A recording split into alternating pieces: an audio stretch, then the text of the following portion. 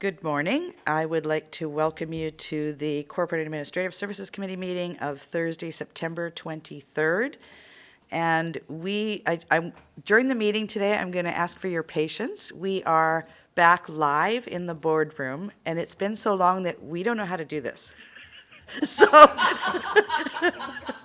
so we'll have people waving hands and doing all kinds of things. And so just please be patient with us. I'd like to acknowledge that we're coming to you from the Sechelt territory, and we have an agenda in front of us. Are there any additions or deletions to the agenda? Seeing none, I'd look for a motion to adopt the agenda as presented. Moved and seconded. All in favor? All right, thank you. So we have a couple of delegations with us this morning. And during agenda review, we talked about how we would actually move this forward and have the conversation. So number 2 actually has a delegation, but then it has some recommendations for us. What we're going to do is have the delegation for number 2 and the delegation for number 3, and then come back and do the discussion, because that will give us all the information to be able to inform those decisions that we're going to make. All right, any questions about that? All right, so we have Mark Brown, and I don't see Ilaria Ledwick here with us. So Mark Brown, are you taking our first presentation?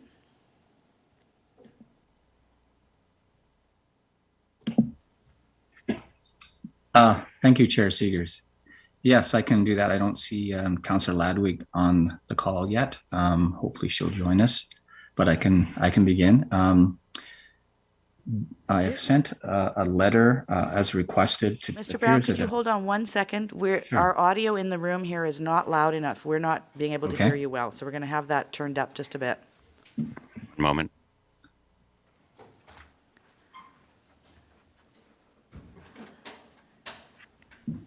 Oh,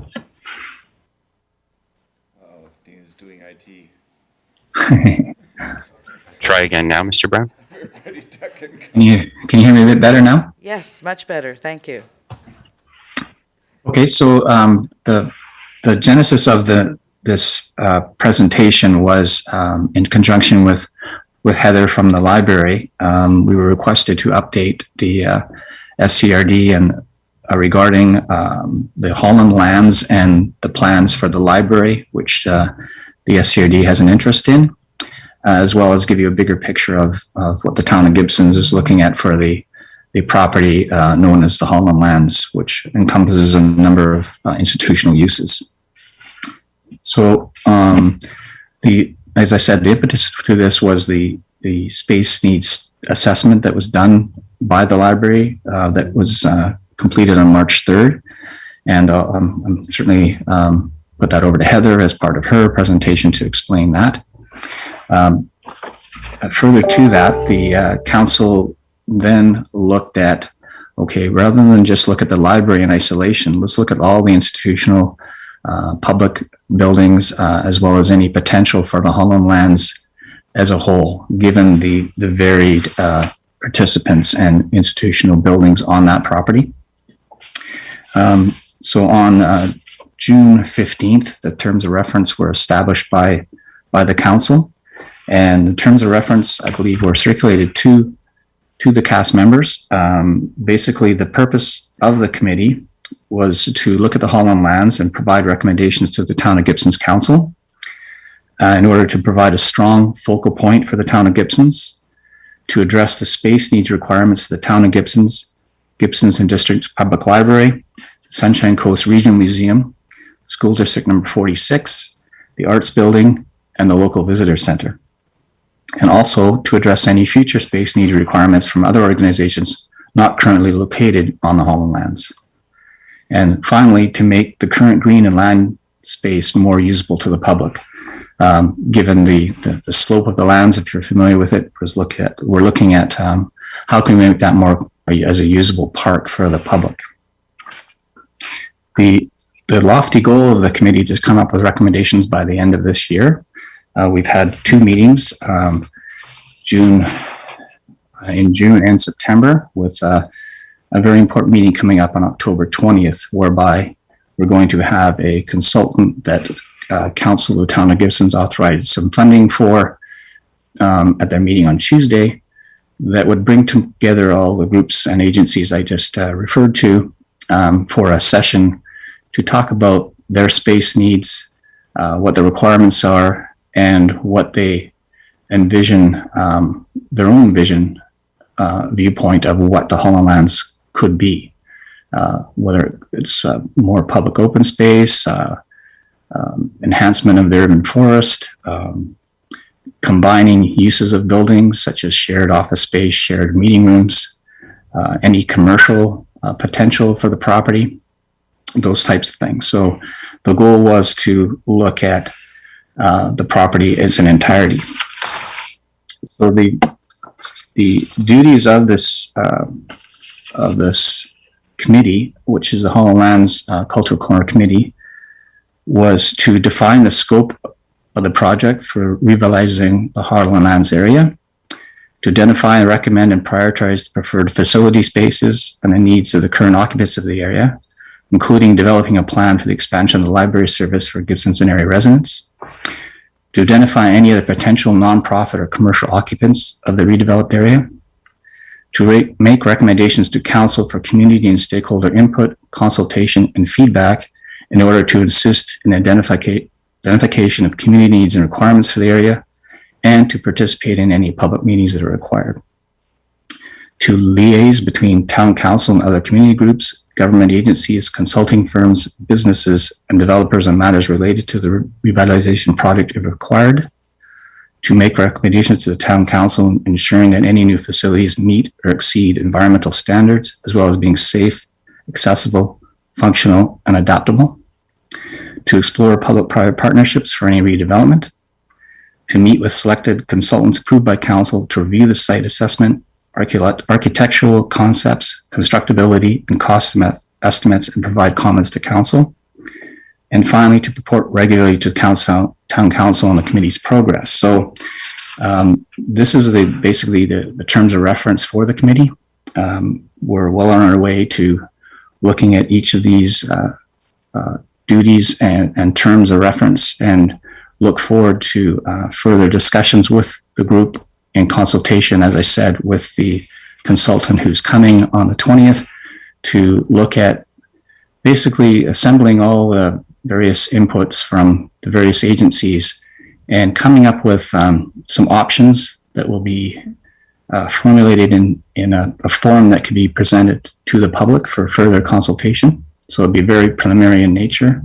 And the idea is to present this to town council and in turn present this to the public so we can get some public feedback as to what their thoughts are on what the committee's come up with to date before we go any further. With that, I see, I think Larry, has she joined our meeting? Yes, she has. Yes. So Councillor Ladwig, do you have any further comments? No, I think you summarized that really well. Thank you, Mark. I apologize for being late this morning. I was having trouble getting on the Zoom link. Mark, did you describe our next steps and the plans that we intend to take between now and, say, March, as far as meetings with staff and board members of the different tenants, holding a public display for public comment and that sort of thing? I didn't go into detail on that, but you can go ahead. Sure. Yeah, so we've got meetings set up in the month of October to meet with staff and board members of different tenants on the Holland Lands property, because it's really important to us that we hear what the needs are of the different tenants currently occupying the land. And then the plan is, as Mark I'm sure alluded to, is to have an artist do a rendition, a very preliminary rendition of what the vision might be for the Holland Lands area, and then to take that rendition to open houses in the community, displayed somewhere publicly, so that we can get input from the community, and then come back with that input and do a more revised rendition for council consideration. So that's what we're working towards right now. I think the plan, ideally we'd like to have that done by December, but that might be a little optimistic. It might roll into January to March somewhere, but that's the timeline that we're working with right now. Thank you. So I'm going to look to directors. Are there any questions? Councillor Kroll. Thank you, Chair Seegers. Sorry to jump on Mark and Illyria's presentation, but I think it's worth mentioning the council did approve preliminary funding for this initial exploration of the development. So, you know, it's a serious project. It's not just sort of something we're going to talk about and it's going to go away. Funds have been committed. Thank you. Any other directors? Director Hiltz. Thanks, Chair. Thanks for the presentation. I'm wondering how this committee will use the previous information. I'm wondering about the harbor plan and how those previous efforts to understand the hull and land use and how those come together with this one. Is there a lineage, I suppose, between one and this? Do you wish me to address that, Director Seegers? Sorry, yes, please, go right ahead. I just let you do it. So, okay. Thank you, Director Hills. Yes, indeed. We've circulated the harbor area plan, which is part of our official community plan, to the committee members. It very much forms a basis for what will happen there. And preliminary, we were looking at the Councillor Kroll mentioned the funds that have been approved by council for having a facilitator. And we're actually looking at the same firm that did the official community plan and did the harbor area plan so that they can hit the ground running and present to the committee the team of 2 or 3 people that worked on the official community plan that would be able to do the architectural work, the planning work, as well as the renderings. So they've agreed to do that, and I'm just waiting for their proposal to see if it meets our budget. Director McMahon? Right. Oh, I'm remembering how to do this. This is a great project. It's long overdue because, you know, as you're all aware, any planning that's being done for that area has been piecemeal and done by, you know, different groups individually. My only comment on it is in the plans, I hope you will have lots of room for expansion in future, because that has been the problem down there, is that folks have built something that's just enough to meet current needs with no view to how future needs might be met. So I think this is a terrific first step. Thank you. All right, seeing no other hands up, I have a couple of questions. On your letter to the board here, or to the committee, you had a couple of recommendations that you'd like us to review or, you know, endorse here at this table. Could you speak to those? Yes, they were. I was working with Mr. McKinley on how we could explain to the committee the funding of how the library works, given the land owned by the town, the building owned by the Sunshine Coast Regional District, and a lease with the Gibson District Library. So this is intended to authorize your staff and the town staff to work collaboratively to come up with not only what today's funding formula look like, but if there's any capital improvements, how would that affect the respective budgets? So that's the request of CAS today, is to authorize our staffs to come up with those reports and then report back to respective agencies. All right, thank you. And then in the terms of reference, a couple of questions in there. Under composition, one Sunshine Coast Regional District representative. And I note in the letter as well, it's indicated that you and Councillor Ladwig are the 2 representatives from the town of Gibsons. So what are you looking for from the regional district? Are you looking for a staff member? Are you looking for a director? Like what level of, because it says decision maker, but at what level are you looking for that? Because if we're looking to appoint somebody, we want to make sure we appoint the proper person. Yeah, thank you for the question. For Heather and myself, we're the non-voting staff representatives to the committee, with Councillor Ladwig and Rob Bainey, the voting members respectively for the library and the town. There's a bit of a mix on that. we have had Mr. McKinley attend one of our meetings and was unfortunately not able to make the second one. The school district has chosen to appoint their secretary treasurer, which is a staff member. And then the other associations also have a mix of staff and board members, with being the museum and the visitor center. So I would leave that at the pleasure of the CAS as to whether you wish to have a combination of a non-voting member as well as a voting member that may be a director. Thank you. And then one final question. Under remuneration, it talks about expenses incurred would be reimbursed by the Director of Finance. Are you talking about the town of Gibson's would reimburse the expenses of the member that is appointed? So far, all the members have served without remuneration. This is intended to basically expenses above and beyond attending any meetings. Okay, thank you. That clarifies that. I think those are all the questions I had in there. Any other questions, directors? Director Hiltz. Thanks, Chair. Just procedurally, we're going to discuss these after the other delegation. Yes. So in the recommendation on page 1, it was the second and that intersection between SCRD and the town funds, and I didn't. If you could expand on what that relationship that you're suggesting in that language. It's like, is the town going to build this facility? I guess, is that what I'm reading into that? I'm not sure. Well, I guess it depends on what building we're talking about. The museum, we have the land and building owned by the town with an agreement to fund it with the SCRD. With the library, I'll defer that to Heather in her presentation as to how that funding is allocated. So those are the two that would intersect with the SCRD.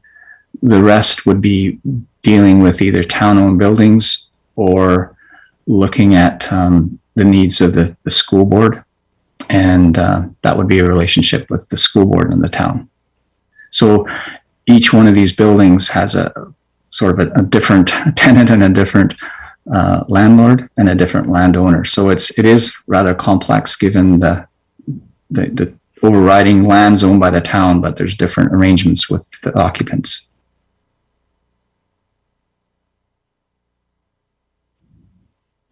Yeah, so the follow-up at the early stages, there's a lot of information gathering to get everything sort of sorted out. That seems to be what part of this request is, to kind of put that into the system. Is that what I'm reading in that?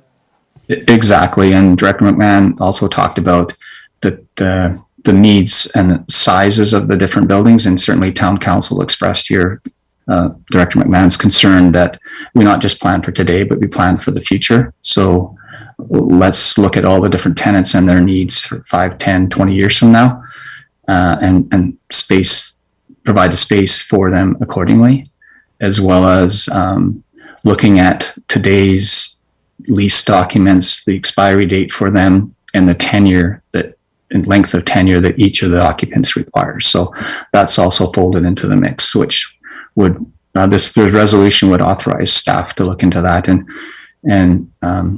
Tina has already provided me with some of that information. Thank you. Any further questions of this delegation?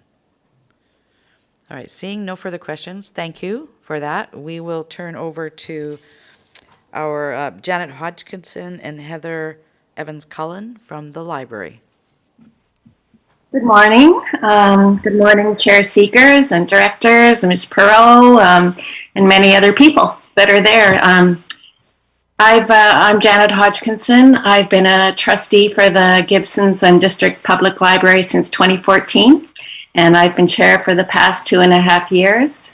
The board has always been grateful for the support of the SCRD, and I thank you for your time today. I'm going to provide you with a brief report on the library's need for space to expand our services and our response to that need over the last decade or more, And then I'll ask our library director, Heather Evans-Cullen, to speak briefly and respond to any questions you may have. So during a board staff working session on November 7, 2019, the need was identified as an urgent priority. Our dedicated staff members are an essential source of information in this situation, being the people that provide service in a facility that's inadequate to the responsibilities of the library. The committee was formed immediately to address the situation, and our first priority was to create the assessment that was submitted to you. So the GDPL Space Needs Assessment that you've been given outlines the many ways that our library serves the community and the many more ways we could be of benefit. And I'm not going to repeat all of that. I'm sure you've read it, except to say that our library is more than a building for bookshelves. It is the heart of our community. And I simply want to share some of the numbers again to impress upon you that our need for additional square footage is not a new issue. So July 20th, 1996 marked the opening of the splendid new library in Gibsons, and my own little boys unveiled the plaque in the foyer. And the library has always been a very important part of the lives of Gibsons families. As you know, of course, it was built through the cooperation of the SCRD and the town of Gibsons. It has served the community very well. No one, including staff and patrons, wants to be in any other location. Since 1996, there have been 2 expansion planning and facility studies provided by outside consultants, one by MGP Architecture and Design in 2007, and the next by Cameron Consulting Services in 2015. And both of these were in response to the need for an expansion of services due to increasing membership based on population growth. We currently serve 60% of our community, which is much higher than average. And of the 247 public libraries in the province, our circulation per capita is the 10th largest. The Gibsons Library is a very popular place, but the building is small when compared to other libraries serving similar populations. To serve a community our size, the library ought to be 800 to 950 square meters, 150 to 300 square meters larger than the existing building, which is 646 square meters. In short, we need at least 1/3 more space to be within recommended space guidelines for public libraries in BC. Additional square footage is essential to accommodate future progress. In fact, we could be using every inch of that space now. So the GDPL has resisted expansion for a long time, for as long as we can. For 15 years, we've needed more space. And we've always been financially responsible. So at first, the board chose an extensive reconfiguration of our interior as a more efficient use of the current footprint. That was carried out in 2015. More recently, our staff reorganized and expanded the children's section of the library. But at this point, we can no longer deny or put off our need for a larger building. So thank you for listening. I hope I have conveyed to you that our space issues have been an ongoing challenge for over a decade. Heather will speak to you briefly and be pleased to take your questions. Thank you. Thank you. Thank you so much, Janet. Good morning, everybody. Thank you for having us. And before I get into my bit, I just want to really acknowledge how hard you've all been working. I know this has been quite a summer, so hats off. It's been quite a year for all of us. And I also wanted to start by acknowledging that the library is located on the unceded traditional territory of the Squamish Nation. And as we near September 30th, we did have a Kairos blanket exercise last night, and we had Squamish Nation people in the program to bear witness, and it was a very powerful event. So I just wanted to share that with you. If you haven't done that exercise before, please let me know if you're interested, and I can certainly organize another one. So just in follow-up to Janet's very thorough talk, I just wanted to impress upon you that some of the priorities we have for space expansion are obviously the collection. We're having to haul the collection much more than we would like to. So collection space is huge. Staff workspace, I'm very indulged here with my office, but the rest of my team are all squished, and we've got shower curtains between them to deal with the pandemic spacing because we can't distance them as much as we need to. So workspace, programming space, it's wonderful to see the library getting back to pre-pandemic numbers in terms of visitation and thirst for programming. So all of those variables, we just can't pursue the way we'd like to due to a space shortage. So I really just want to open it up. I know you're short on time. If I can answer questions of any kind, please let me know. Thank you. Before I go to questions, I just want to say thank you for attending the meeting with the minister. We had the meeting with the Minister of Municipal Affairs. Library funding is now under Municipal Affairs, and both librarians joined us at that meeting and really made a strong case for additional provincial funding, and indicated to the minister, which I don't think she was aware of, is that as they've been changing services provincially and federally and removing services in our community, the libraries have been picking up the slack. I mean, and one good point is around the homeowner grant, for example. Residents now have to apply online for their homeowner grant. A lot of them don't know how to do that. Our libraries and our librarians have ensured that that service has been available, and that's just one. During the meeting that we had, the librarians laid out a whole bunch of them, and I know that those were being recorded on the other end to take forward in support of a request for additional funding. So thank you for that. It was very powerful. I really appreciate you being there. So I'm going to turn to directors. Director McMahon. Yes, this is actually a question for both the delegations. I was thinking about the library's role in the last few years increasingly has become a refuge. I know that you were a refuge during the smoke and during the heat dome. And you know, it's one of the few buildings that's, I suspect, really up to code for seismic resilience. So I'm looking at the scope of this review, and I don't see emergency planning here. And, you know, the location of the Holland lands, they're right in the center of town and adjacent to the well. It seems to me that possible use of any future facility for emergencies would be a big value add to the project. So I wanted to know if that has been considered. May I speak to that? Go right ahead. Sorry. I know there's different protocols these days, so let me know if this isn't the right way. Thank you for your question.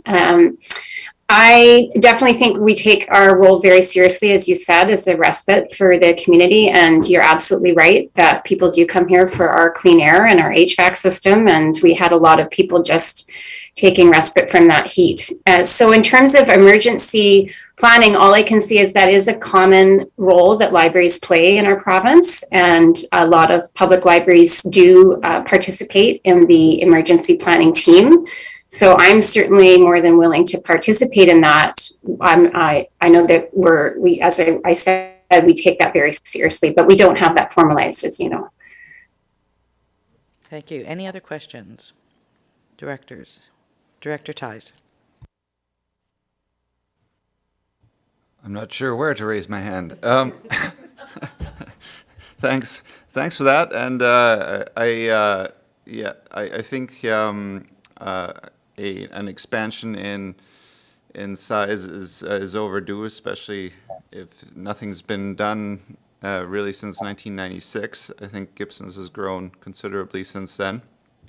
I do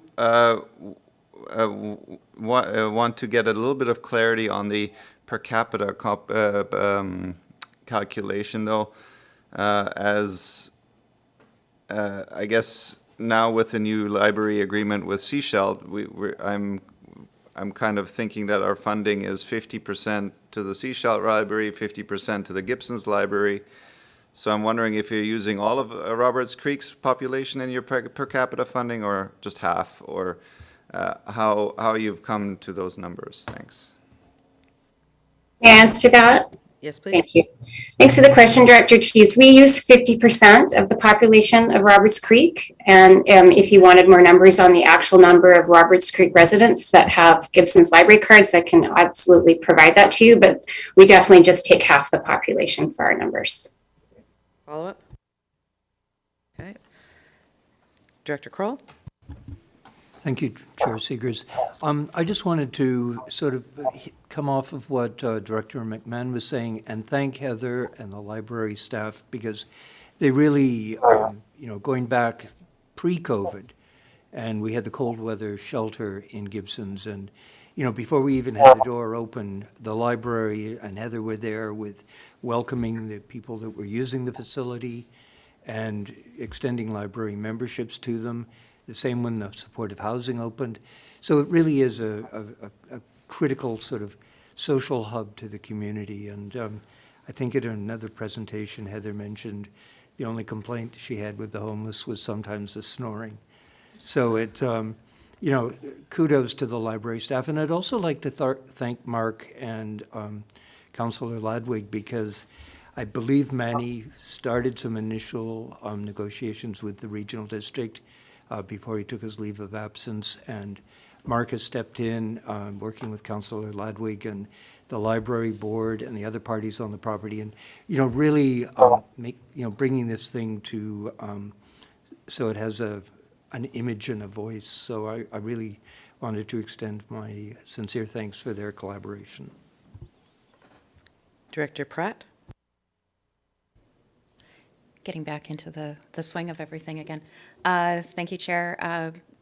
I wanted to just tag on to, I guess, the comments that have already been made, because I don't think we can stress enough how important it is to have libraries as part of the social fabric of our community.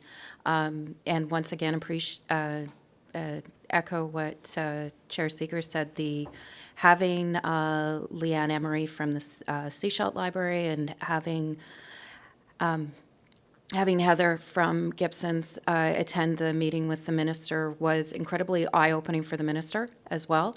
And we stepped back and we let them really take the show and speak directly with the minister, which she really appreciated, and continued to ask more questions about how they're providing support, especially not just pre-COVID, but especially during COVID, and providing that gap in the fabric that is happening as downloading of services and efficiencies are being found throughout other government ministries. And thank you so much for the presentations, both to the library and to Ilaria and Mark. Thank you so much. And it's great to see such great working together happen. So thank you. Thank you. Any further questions or comments? Okay. Heather, did you have a question or comment? Thank you. I know we need to wrap up. I just wanted to thank you all for being on that call. And I just wanted to quickly comment that I'm so pleased we have been moved to the Ministry of Municipal Affairs, because I think libraries will get more attention than when we were in the Ministry of Education. And I just wanted to say, as it relates to our need for space, as you know, we have become a Service BC provider. I alone have processed over 40 vaccine passports in the last week for people. We actually helped the government figure out how to do a printable copy. They talked to the librarians and we worked in collaboration with them. So I just wanted to make comment, because I had intended to share that with you as well, that that's a big need that will just continue to grow as the world goes more and more digital. We need to be there for our community. Thank you. Thank you. All right, seeing no further questions or comments, I want to thank you all for your presentations. I know you're probably going to want to hang around to hear what we have to say and how we deliberate here. So we'll move on to that. So thank you again. First, I'd look to directors for a motion to receive all the reports and the delegation materials. Moved and seconded. All in favor? Thank you. Okay, I'm going to go back to page 1. The 2 recommendations that the town of Gibson's has requested that we consider at this committee. What's the will of the committee?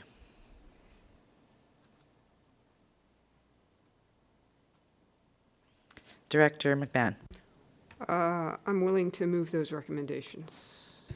Okay, so the recommendation is that the Holland Lands Committee be provided with a summary of how funding is applied to an SCRD asset located on town-owned property, and that details of any financial limitations or implications for the expansion of an SCRD asset on town property using town funds be included in the summary. Just a point of order. Yes? So as a point of order, these were actually, these aren't actually what directly the town of Gibson's is asking us for, because these are the recommendations that the council passed. So I would look to the corporate officer or the CAO to see exactly what we should be, if we're wanting to move this forward or wanting to move endorsement of this, shouldn't we be asking, these aren't the recommendations we should be passing. There should be something different here. Okay, on page 1, and this was discussed during the agenda review, they are asking for the Corporate Administrative Services Committee consider and endorse these 2 recommendations as presented in the letter. And I think that's to give our staff the ability to provide the information to them in the detail that they need to be able to do the deliberation.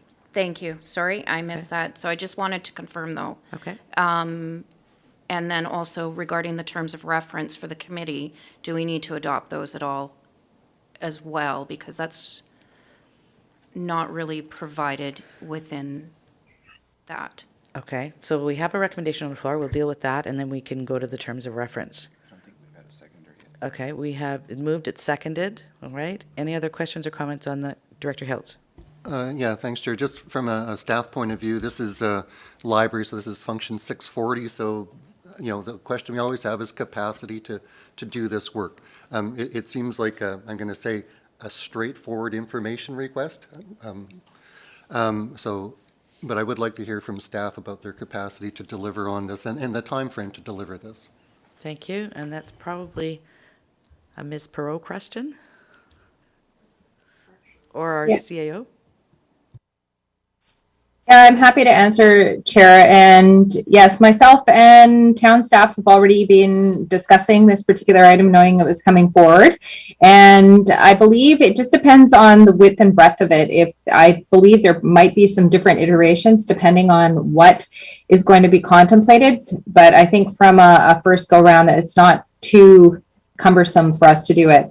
As far as time frame goes, thank you. I would like some direction on when this would be anticipated. That would be good because I don't think that's clear in there. Thank you. Thank you. Mr. Brown? Yes, if I could respectfully, Director Pratt had pointed out the second part of the resolution, and just a suggestion that it says using town funds, which was for the Town of Gibson's Council. Again, respectfully, maybe the CAS may want add and SCRD funds in that second resolution. Thank you. Okay, yes? Any questions or comments? I know Tina had a question about time frame. Could we address that too? Because if we're doing an amendment, we could potentially add that in. So that would be to Gibson's. I guess the sooner the better. We're looking at October 20th for our next date for our meeting. If it could be provided by that date, it would be appreciated. Thank you. Director Pratt. If we're also going to be looking at amendment, I'd also like to have a piece in about endorsing the terms of reference of the committee, please. Okay, is that something, I'm going to look to the corporate officer about that one. Do we need to endorse the terms of reference at our table, given this is not our committee? Thank you, Chair, for the question. It's not necessary, but if the board is appointing a representative, then that resolution would be helpful. Thank you. Okay. Okay, so we're looking for 3 different amendments. Who wants to go first? I would be happy for an amendment to the second that town and SCRD funds. I'd be happy to move that, but I would like to deal with the terms of reference separately. Okay. Thank you. Okay, so there's a request for an amendment to add in and SCRD funds. Is there a seconder for that amendment? And by October 20th. Thank you. Okay. We'll vote on that amendment, and then we will look at another amendment. Second that amendment. Any other comments on that amendment? All those in favor? Thank you. And just to be clear, it's voting D, E, F, and Town of Gibson's on this? Oh, for Pete's sake. Yes. Well, Okay, so then do we need to go back and find another seconder for the recommendation? We're fine. We're fine? to Okay, good. proceed. Okay, thank you. All right, and then somebody would like to make a recommendation that the material be provided by October 20th? Okay, that's moved by Director Ties, seconded by Director Kroll. All those in favor? Thank you. All right, so we have an amended agenda on the floor. So it is as written on page 1, adding in and SCRD funds, and that the material be presented prior to October 20th. Any further questions, comments, other amendments to be added? Director Pratt. Okay, well, Director Lee and I are having just a little bit of a side conversation that we will bring into the committee, because the question that we have is if it is an asset of the SCRD, or if it's because I can see where if we are going to be endorsing the terms of reference and appointing a member of the SCRD, yes, that should be corporate, should it not?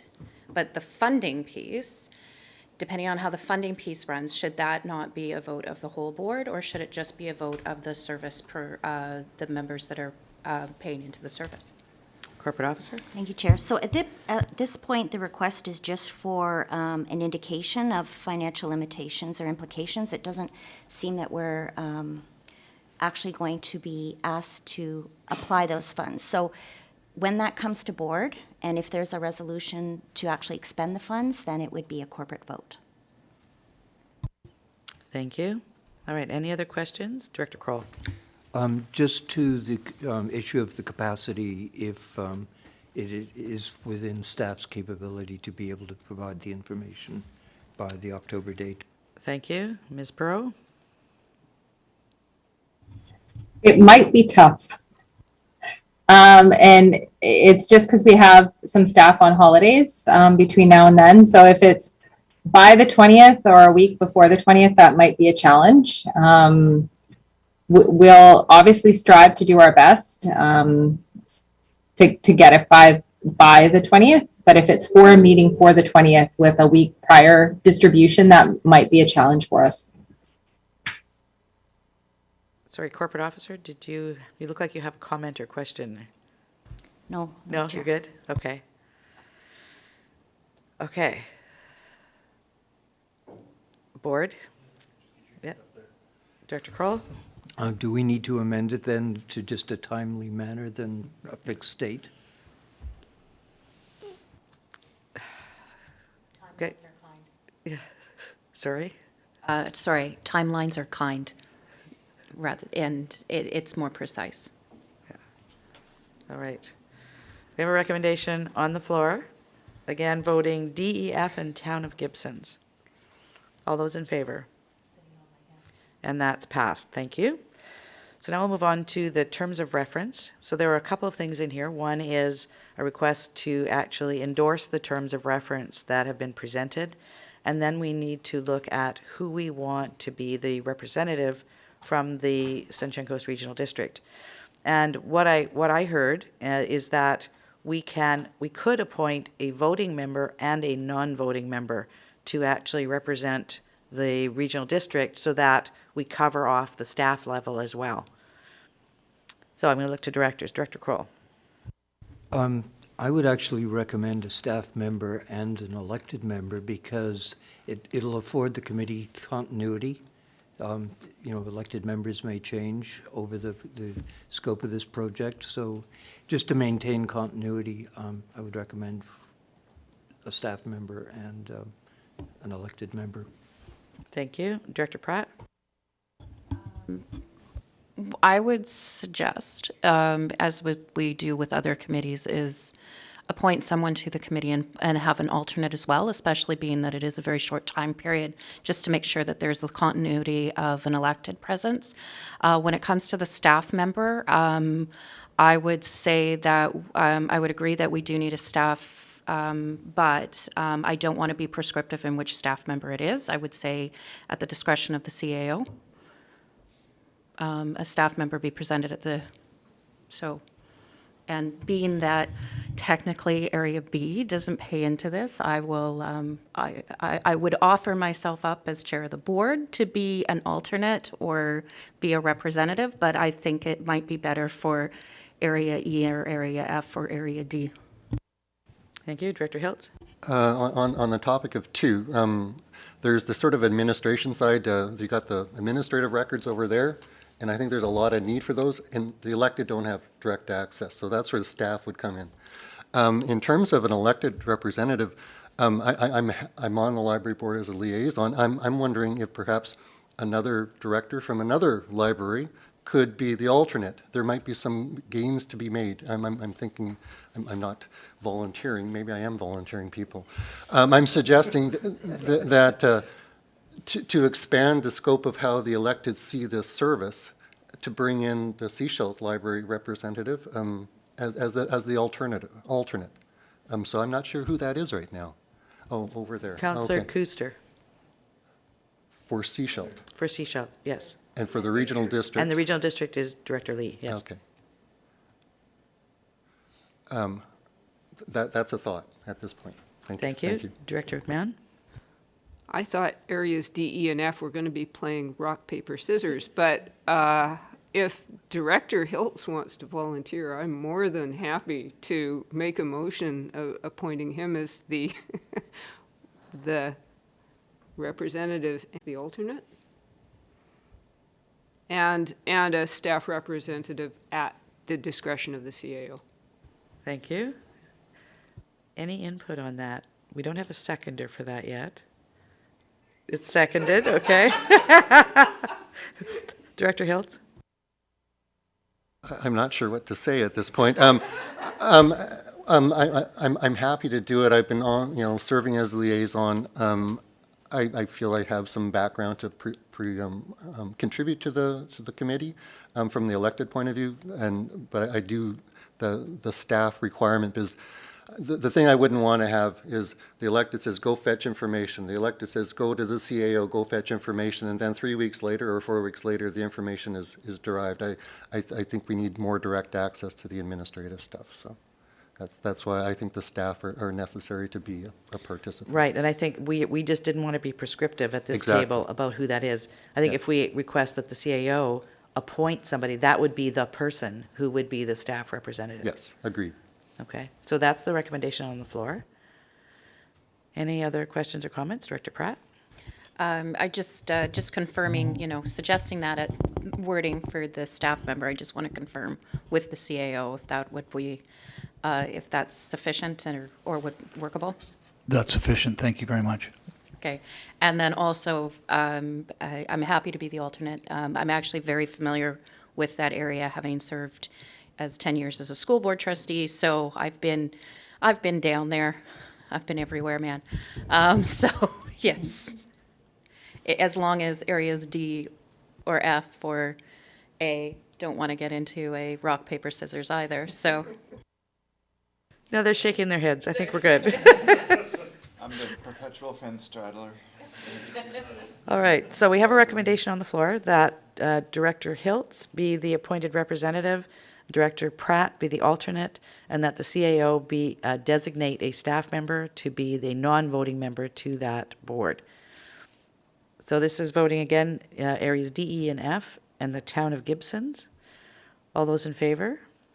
Thank you.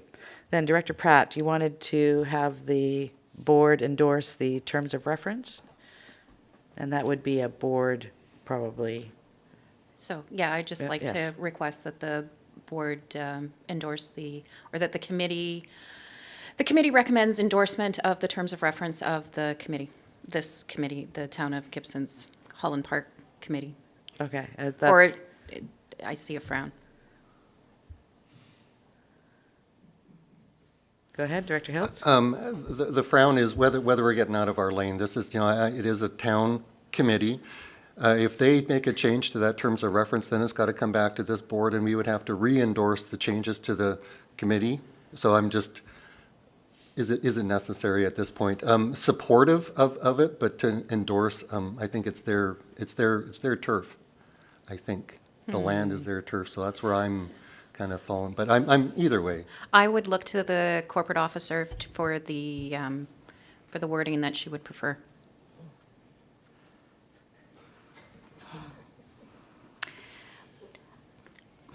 I would suggest that endorsement is not necessary, that they are terms of reference as set out by the town of Gibsons, and by nature of appointing representatives to the committee, we have indicated our support to participate. So if the board wishes to further make a recommendation supporting the committee in general, that would be fine, but certainly not necessary. Well, if it's not necessary, then let me just be quiet for a change. All right, Director Hiltz. We can do it later. Why put off a decision today that you can do later, right? All right, any other, Director McMahon? I would like to urge the committee and our new representative to the committee to look at adding emergency planning to the terms of reference, because I think that is enormously important, and we need to get maximum value out of, all of our infrastructure. Director Hiltz? That sounds like a motion to present that as part of the elected to the committee to bring that forth as a topic then. Because you're directing. Sorry, we've got a motion and a seconded motion. Any other comments or questions? All those in favor? Thank you. Anything further on this? You voted that one. Any further on this topic? All right, seeing none, I'd say thank you to the delegations. We really appreciate you coming and being here, giving us your time, and we look forward to moving this project forward in conjunction with you. Thank you. Thank you for having us. Thanks, everybody. Take care.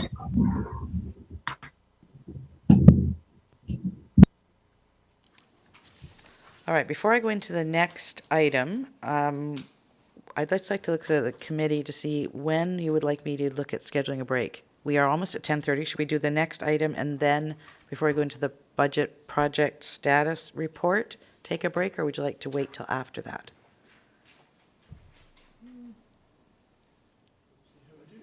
Around 11. Around 11? Okay, so we're going to aim for around 11. Sounds good. So next item on our agenda is number 4, 2021 Strategic Plan Review. This is Annex C. Now, what we're looking for in this, if you go to the minutes of this report, and starting on page 27, in the spreadsheets that are there are items that are identified in red. So these items came out of the workshop that we had. What staff are looking for is, do the changes identified in red accurately reflect what we put forward during that workshop? So I'm going to give directors a little bit of a time. So page 27 has one item on there. Director Ties? Yeah, I wanted to just have a quick discussion around the second red item on page 28. Undertake a feasibility study to facilitate a conversation to create a new regional service for the protection of watershed aquifers and aquifers, something like that. I'm just wondering if that's a little bit too. I just hear the critiques from the public saying that all we do is do another study, to have a conversation, to do another study, and I just want to see if maybe we can be a little bit more decisive and just saying moving towards creating a new regional service for the protection of watershed and aquifers. Okay, I've just moved our GM of infrastructure into the meeting.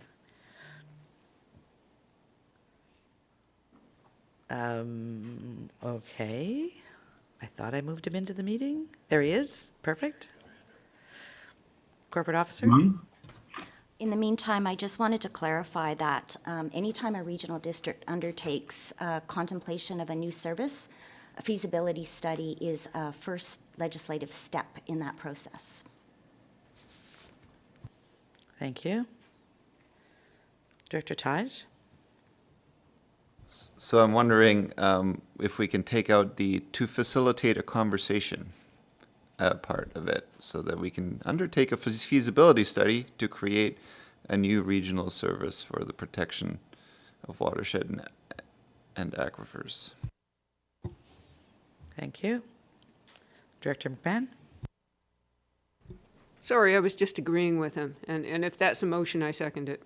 Okay, I think what we'll do is we'll go through and put all of them together in one recommendation. Director Lee? As I was reading this, I was wondering, it seems to me we have some projects underway already to achieve some of these. Are these actually proposed as new projects? Or changing to existing ones, or we're going to get staff to come back and tell us how to do them? Okay, Mr. Rosenboom has just joined us. So he may not have heard that question because he was in transition at the time. Perhaps you could repeat that question. Who is traveling, yes. Time GM travel. Rosenboom. Yes, my question was that on some of these strategies, it seems to me that we have some projects that could be addressing them. Perhaps they need to be changed a little to get them completely done. But is that going to be looked at later, or is that going to be proposed as part of the our upcoming budget, or how's that going to work? I definitely don't want to overload staff. That's my first concern when we have a lot of projects underway already. Okay, does staff want to address that? CAO, your mic is on. Unless that's a mistake. I'm glad I wasn't mumbling to myself because my mic was just still on from before. Okay. I would say that what we've put on there, and based on the discussions we had at the strategic plan review, the timelines we've adjusted are what we believe we can achieve in terms of capacity, if that answers your question. It answered one of them. The other one was, is there already some projects underway that are going to be changed to accomplish these goals? I'd let Remco speak to that if he has any further details. Thank you. This particular item of the feasibility study for the watershed service, the project is underway, and more contractor has been hired earlier this year, and first results are we're hoping to bring back first results in Q4 to the board for their review. Go ahead. Yes, it answered my question. It was what I suspected. I just wanted confirmation. Thank you. Thank you. Director Hiltz? Thanks, Chair. It was difficult for me to see red, just to let you know, with color blindness. It was a real challenge to find those places. But when I did find them, they look good, and I see the alignment. The big gap is this big pink block in the last 2 pages, which is the advocacy, and there's a whole bunch of empty boxes in there. And I'm going, are we supposed to do something with those empty boxes? Director, address that? It was one of those, these are the things that change, the advocacy, depending, what we had talked about at the strategic planning session was that we would try to do more of an alignment between projects that staff was doing and what we were doing. And we all know that there's often things that come along that we do need to advocate for that may be slightly outside our lane.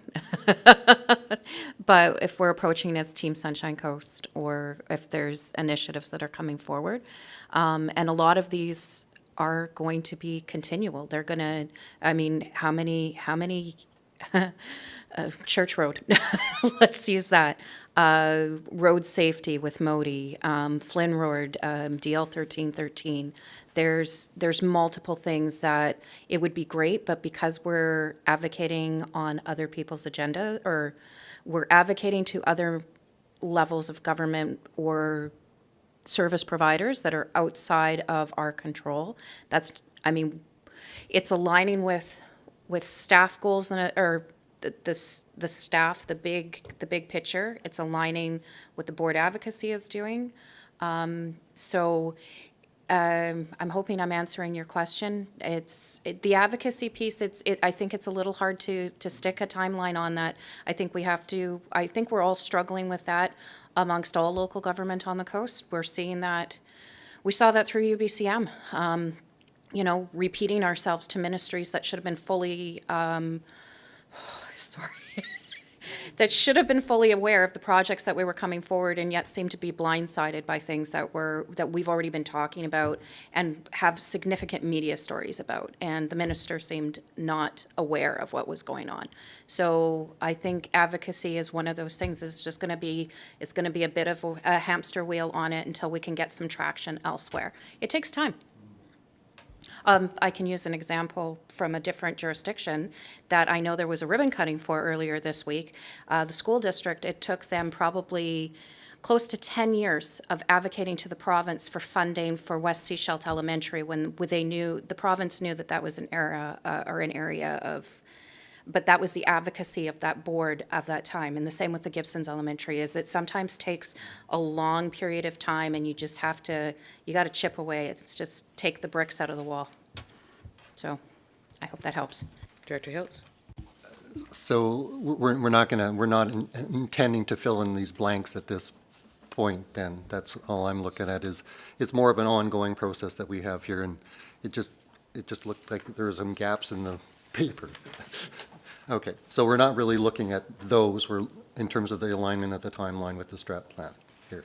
We're not really focusing on that area. No. Yeah, okay. If I may, I think that alignment with the staff projects as needed. Let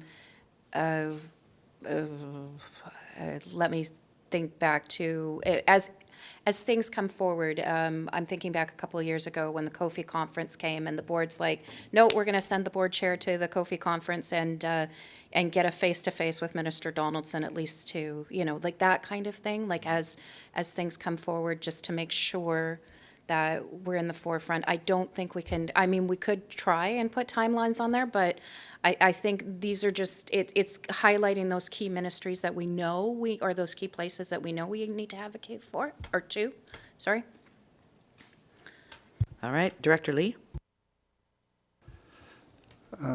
Yes, when I made some notes on these along the lines of what Director Hiltz was, I think, referring to, and that is we are advocating these, but it looks like we are moving some of them. What comes to mind is opportunities to participate in collaborative planning, such as putting people on the working groups of the foundation agreement, which is hopefully will happen either this year or early next year, and those could have manpower implications for staff. So I guess, how do we kind of say, yes, we want to do these, yes, we recognize their additional work, or we recognize we might be successful and there could be additional work for staff. We need to integrate both these and in projects that we are planning somehow, I think. So maybe we do need to fill some of these blanks in.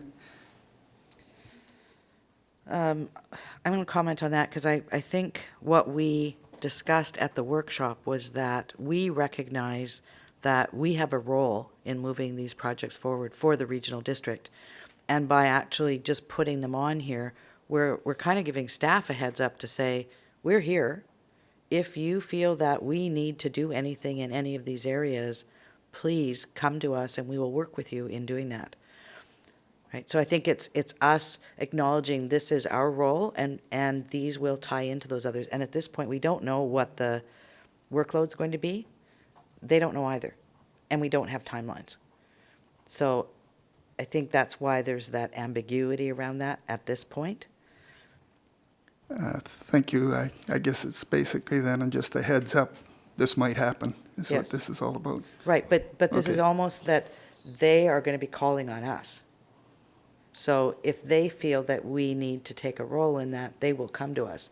This is awareness to us that we need to be available for these, but if they call on us, they know that they're going to need to provide some resources to assist us in doing what we need to do for them. I got it. Thank you. All right, Director McMahon. I'm wondering if we shouldn't schedule ourselves to review our advocacy efforts on a quarterly basis to see how we're doing. Because otherwise, there's a lot of balls in the air and we're prone to let things slip sometimes. That would be a recommendation. I'll come back to that. Let's deal with these here, and we'll come back to that piece. Any other changes, modifications that directors would like to see to the actual report card? We have one recommendation.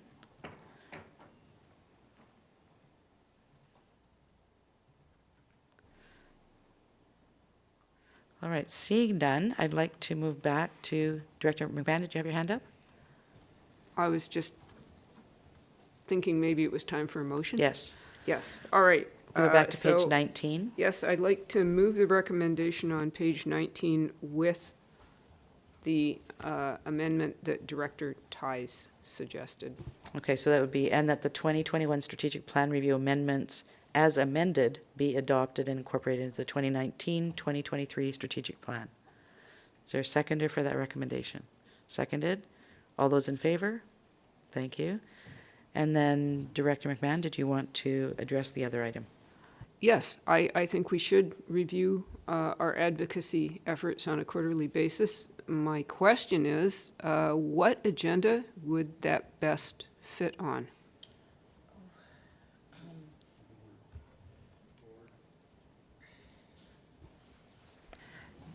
Probably easiest for Cass. Thank you. Director McMahon. So I'd like to suggest we start a quarterly review and probably at the next CAS meeting. It makes sense to review our advocacy efforts after UBCM. So. Good point. Is there a seconder, first of all, for that recommendation? Seconded, okay. Director Hiltz, your hands hovering over that button. I'm wondering if it's more of a board discussion that we should be having, whether this is a committee discussion or whether it's a board discussion. It's board is less staff involved, so that's where I'm kind of wondering: is this often our boards have a little bit of I shouldn't say that. They're sometimes not as full as CAS. CAS can be that depositing ground for where it doesn't fit anywhere else. Yeah, we've seen that, yes. Yeah, so I'm just wondering if it's more of a CAO board kind of update on the advocacy. I think it feels more rooted there for some reason. Thank you. Director Pratt, your hand's up. Yes, and my thumb is hovering over the button as well. Getting used to this again. So I agree in doing it. I'm trying to wrap my head around to exactly what the scope and what it would look like as a kind of do we look at it as a little bit of a report card, of a rubric of how that looks. I would agree, maybe not CAS, maybe board is maybe the place for it, because it is very, it's essentially a board report to board. So, because this is our board, our board mandate. So, but yes, having those, having a bit of that quarterly check-in, that quarterly check-in of the board, we have that from all of our other departments. Why aren't we? We should be able to do that ourselves. It's just I'm trying to figure out how that looks. And who writes that report is actually what I'm really going to is who writes that report, and I know who writes that report, and it's going to be me. Because that's what makes the most sense. This is a board report to the board, so it should be the board chair. So there you go. Well, yeah. No, it makes.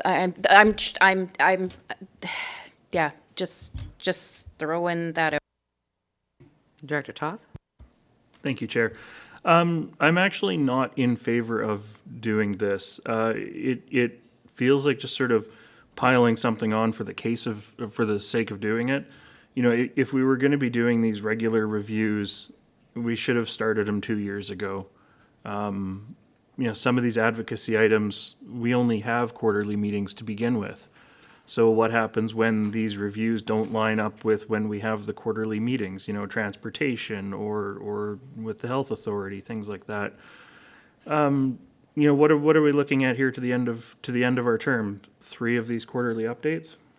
You know, so it's adding work for the sake of adding work. And I think as long as we are still making efforts to move forward on these, you know, we're not going to make any sudden about face changes in the last year of our term on any of these advocacy items. So, thank you. Thank you, Director McMahon? Oh, well, I would agree that we should have been doing this 2 years ago, but better late than never is my philosophy. And I'm not sure that it has to be written. It could be a verbal update on each of the topics to refresh ourselves with where they are at.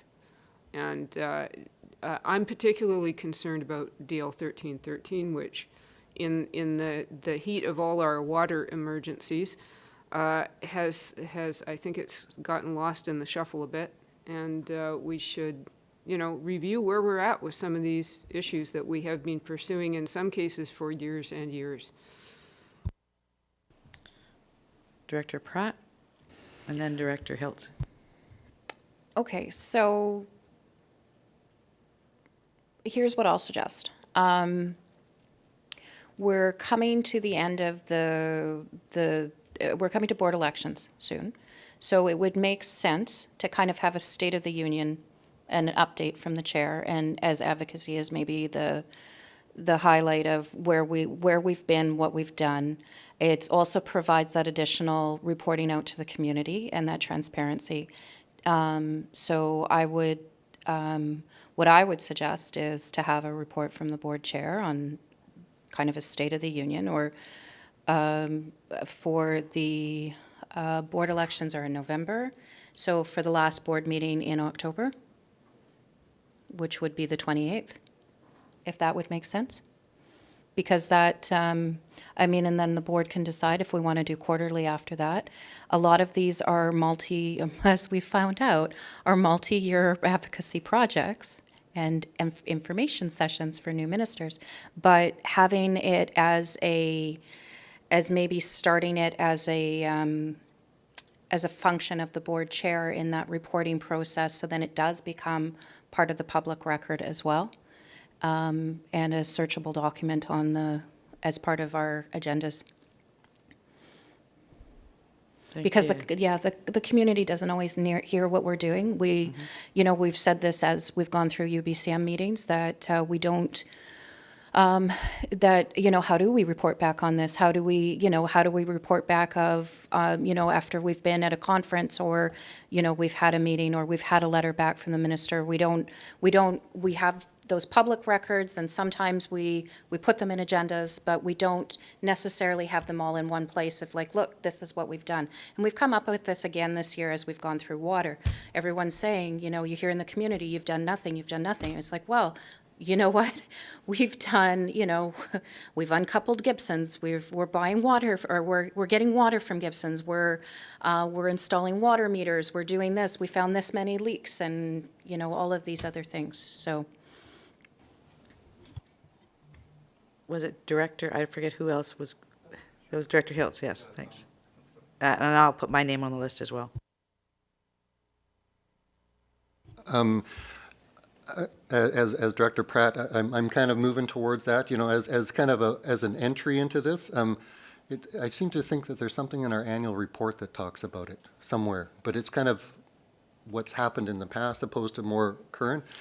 Quarterly, I'm finding might be a bit too much, but I'm thinking maybe this discussion is when it happens, as a recommendation, just to further this at board when we do our pilot of the State of the Union kind of thing, and to talk more about details about how to accomplish this. But the timing of UBCM, like, you know, it's the 4-year term, and there are these key playoff quarterly things that we have. UBCM is one of those annual things that we need to, and to get ready for it is, I always find UBCM just catches me by surprise. It's just like, oh, it's here again.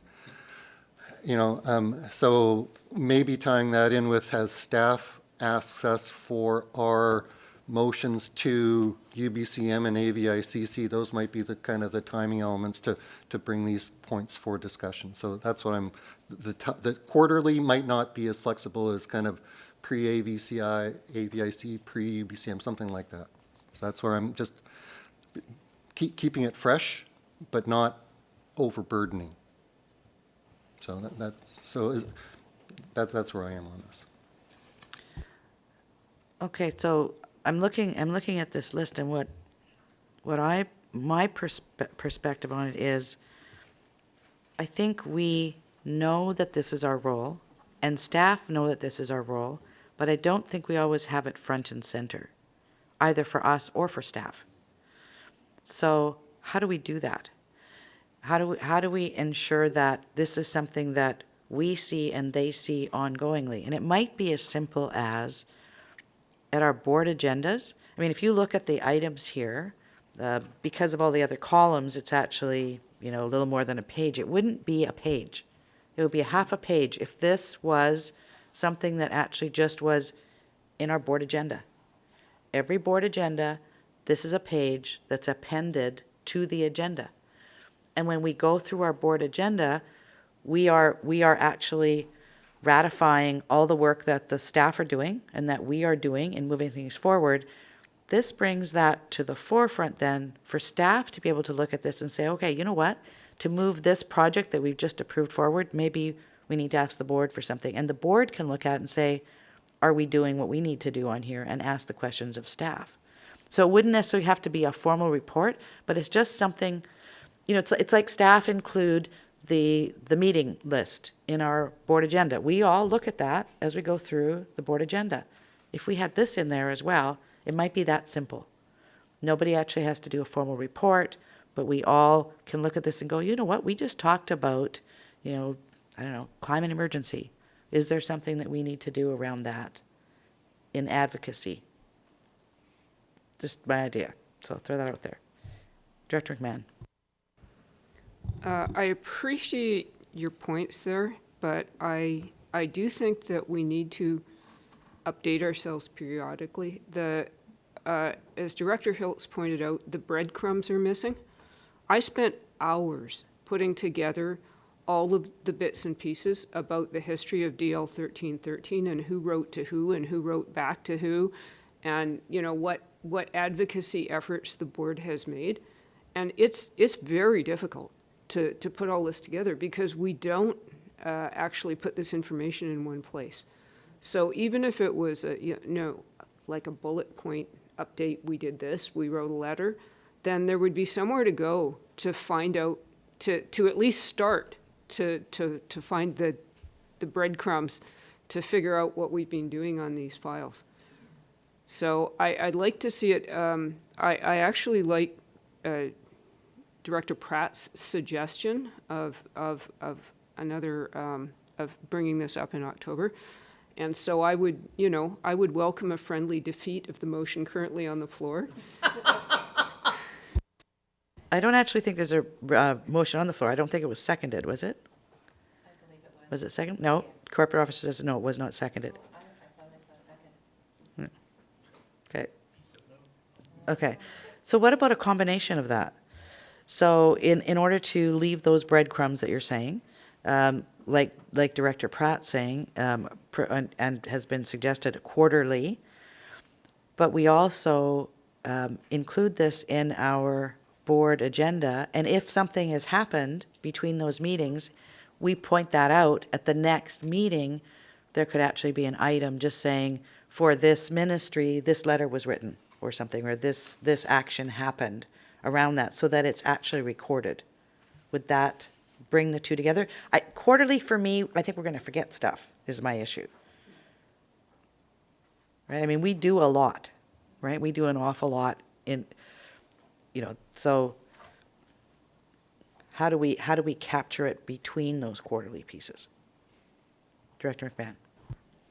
Perhaps we should move this forward to discussing it again, because none of us have really thought this through yet. And so perhaps we can flag this for discussion at or before October the 28th. Okay. Would you like to make that a recommendation? That's a fairly vague one, but all right, that we flag this topic for discussion at a board meeting at or before October 28th. Yeah. Is there a seconder for that recommendation? Seconded, okay. Discussion?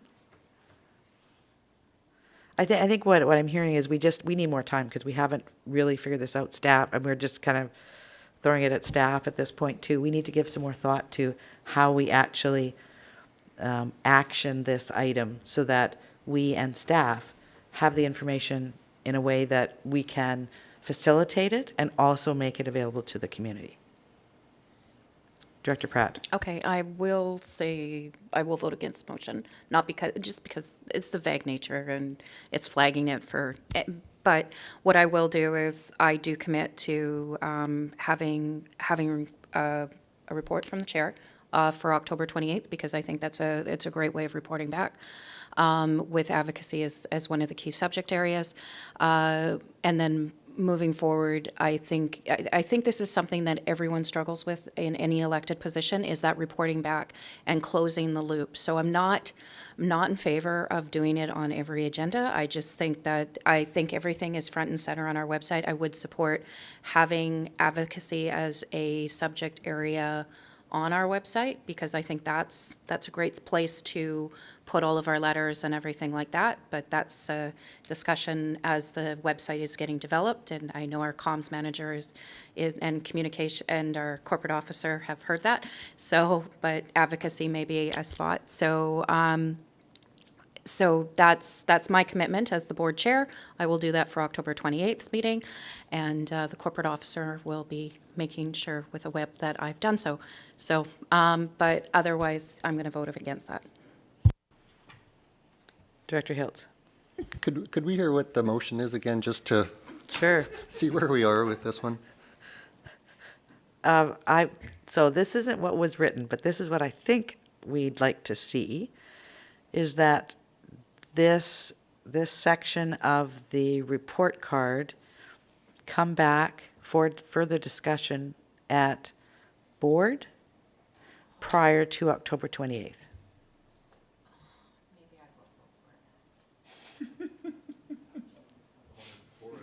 Corporate officer? Just clarification, was it at or before October 28th? Either. Okay. I think we're looking at, where does it fit inside of the agendas that are coming forward. Director Lee. I actually have two comments. Oh, thank you, Chair. I actually have two comments. I'm glad that this was put on the report card so we can have a good look at it. My first thought is maybe this is a good place for it. We just need more details under it. We might be talking about redoing something that they just give us some hints we should be doing.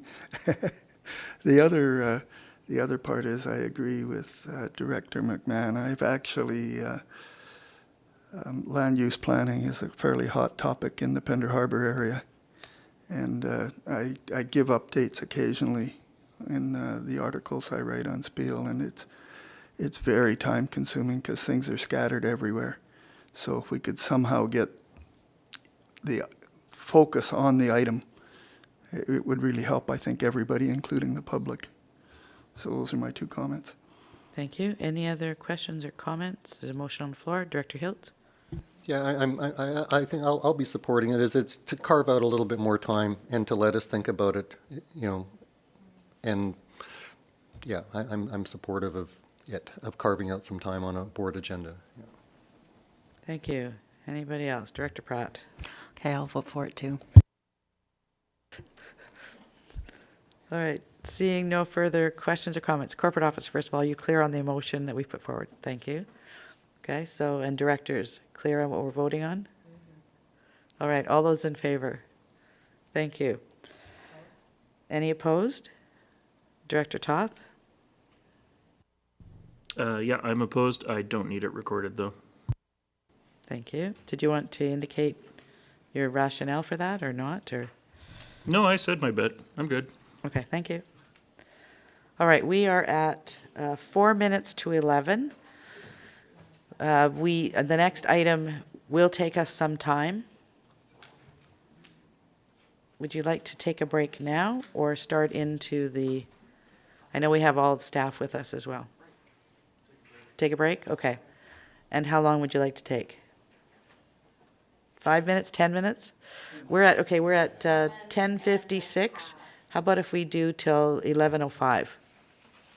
That gives us, 9 minutes? Okay.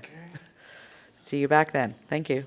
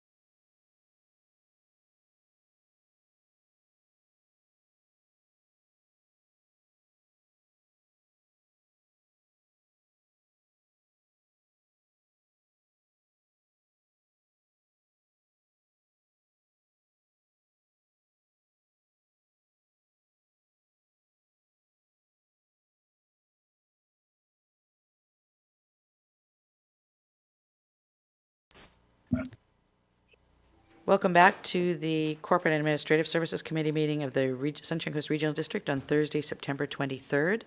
We're moving on to Annex D in our budget, or in our agenda. This is number 5, Annex D, and this is the Budget Project Status Report. So as we've done in the past, we will go page by page on this and see if there are any questions or comments from directors.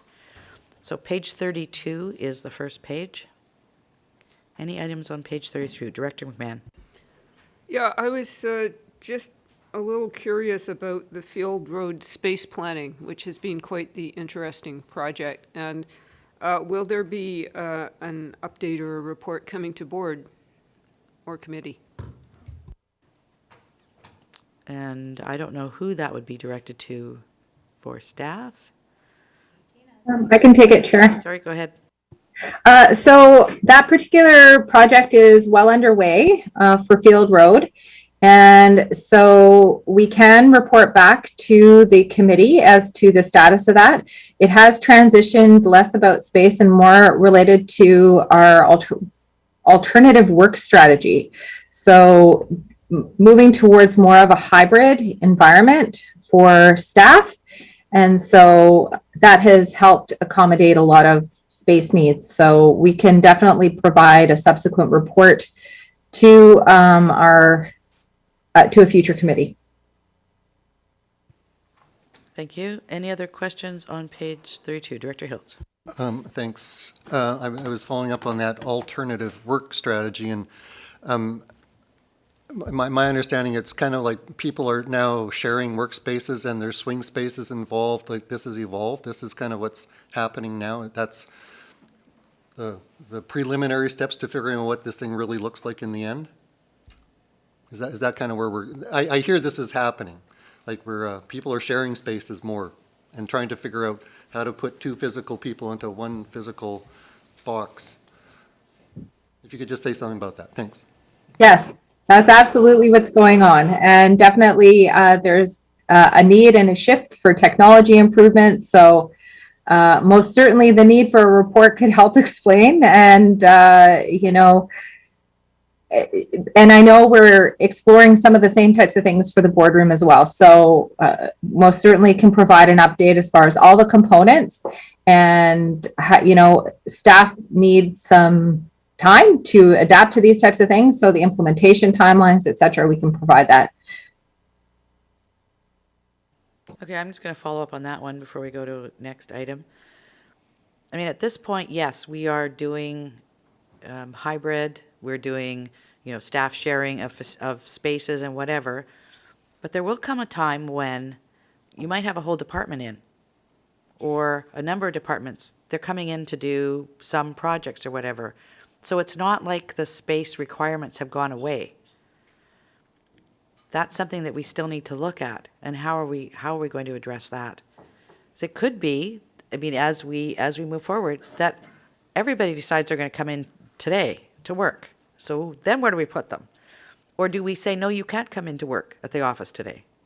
Is that what we're saying? And if so, how does that play out going forward? And I guess that could be addressed in that report as well, the considerations and the assumptions that we're making. All right, Director Kroll was next. Thank you, Chair Seegers. One of the aspects we found in the town of Gibsons was, and I think the director referenced it, was the technology required to deal with this hybrid situation. And one of the first things we found was our phone system was totally inadequate because people needed access to information in the office. And we've run into quite a sizable expense with upgrading the phone system. But the other issue associated with it was actually getting TELUS through the door to be able to upgrade the service, because with so many people moving to the coast and realizing they can work from home, it's just put monstrous demands on the communication infrastructure. So just something to keep in mind when we're designing these forms. Thank you. Any other questions on page 32? Director Hiltz. Thanks, Jerry. Yeah, it's line number 6. It's the tabulator. I was just wondering if you had, if the CEO had anything to say about the relationship with mail-in ballots and the tabulators. Is this, it's still preliminary, but would the tabulators be able to deal with mail-in ballots? Thank you for the question. Yes, they will. And the regional district, I mean, we may conduct elections for Islands Trust and the school district as well. And so the tabulators can run as many ballots as we require. So we're looking to put out that to RFP in Q4 so that we're ready to go in 2022. That's a very good point. In the recent, this week, federal election, one of the ridings in Lower Mainland, the difference after counting the ballots was like under 100 votes or whatever, and there are 4,800 mail-in ballots in that one riding. So they know that one riding will not be determined until the mail-in ballots are actually counted. So I think by the end of yesterday, they were looking to have that complete. But so that may also have a bearing up here too, depending on what that looks like. Yeah. Any other questions, comments about page 32?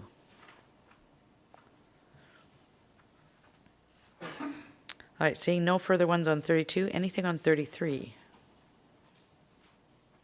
Director Lee. Just thank you, Chair. Line 16 on the electric vehicle maintenance. I kind of thought this was training for mechanics on electric cars, but it's funny wording. It's electric charges. I don't know, does that mean charging the electric cars or training on how to fix a charger, or what is that thing all about? It might be chargers, but we'll look to staff for some clarity on that. Ms. Gagnon? Good morning, everyone. Thank you for the question. My understanding of that project is it's actually the infrastructure required for our electric vehicles. So it's the actual chargers themselves, so the hardware that we need to plug into, and we're looking at those charging stations. Does that answer your question, Director Lee? Yes, thank you. Thank you. So I think that just points in the current status, there's just a change that instead of charges, it could be chargers closed. Okay, I think that's where the issue was. Any other questions on page 33? Page 34. Director Ties. Thank you, Chair. I wanted to ask about the Ports Capital Plan. It looks like we did not get approved for the grant, so I'm wondering if there's a new report that's going to be coming to look at that, and what now a contingency is to keep those ports up operating. Thanks. That's line 20. All right, and Ms. Gagnon, is that you again? Thank you. Thank you. Thank you for the question. So certainly the grant results helps to provide some clarity to confirm the 2021-2022 capital plan that was presented to the board in May of this past year. So as that board report stated at the time, grant denial means that we need to delay some projects to 2022 or possibly further. And the order that we conduct and finish the projects in will, of course, be reviewed based on condition assessments and the priority of each of those projects. So we are actively looking at our capital program right now for ports and our proposed projects and timelines, and that will come back through the budgeting process in this upcoming year. We're also still trying to recruit.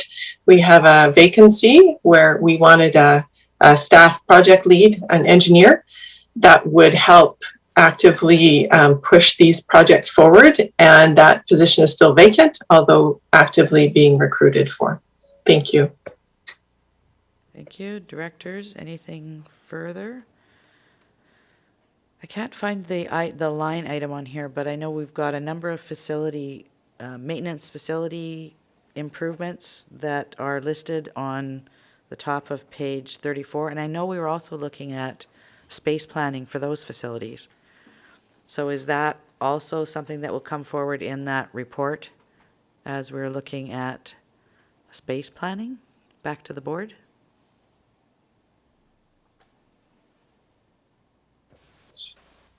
So I'll try to address perhaps in terms of community recreation and some of the capital projects that we have. No, sorry. On page 34, I think at the very bottom. No, Miss Gagnon, I'm actually talking about the fleet, like the yard up on Mason Road. Oh, Mason Yards. Right, Oh, Mason okay. Yards, right? So transit and parks and, we know that they need more space. And is that Yes, thank still- you. Yes. Is that still Thank you for happening? that clarity. Yes, you are correct. We are actively meeting as senior leadership to discuss and to sort of draft the scope of what our needs will be as it relates to Mason Yards. And as we look at expansion of our transit, as we look at, we have some prior approved money from parks to look at a building there, which we put on hold until we really look at the planning for Mason Yards. So that will be hitting priority for our 2022 work plans for a number of us. You'll see that on our service plans, and we will be focusing on that in the coming year. Thank you. And why that's kind of come to the fore for me is I know at our council meeting, committee meeting on yesterday, we approved the contract for the building of our Public Works and Parks building. So they are finalizing the design build, for that. So the design, the draft design will be coming back to us. And I know that one of the conversations we've had at the District of Sechelt is that we'd like to see the building be able to be expanded to potentially address some of the SCRD space constraints. Because we have, 8 acres there? 4 acres? 8 acres? It's a fairly large site that we have on Dusty Road. And we are building, vehicle bays, for example. So that's a conversation that we'd like to still see if there's any synergies that could support both organizations in moving forward. Thank you. Any further questions on page 35? Seeing none, we'll move on to page 36.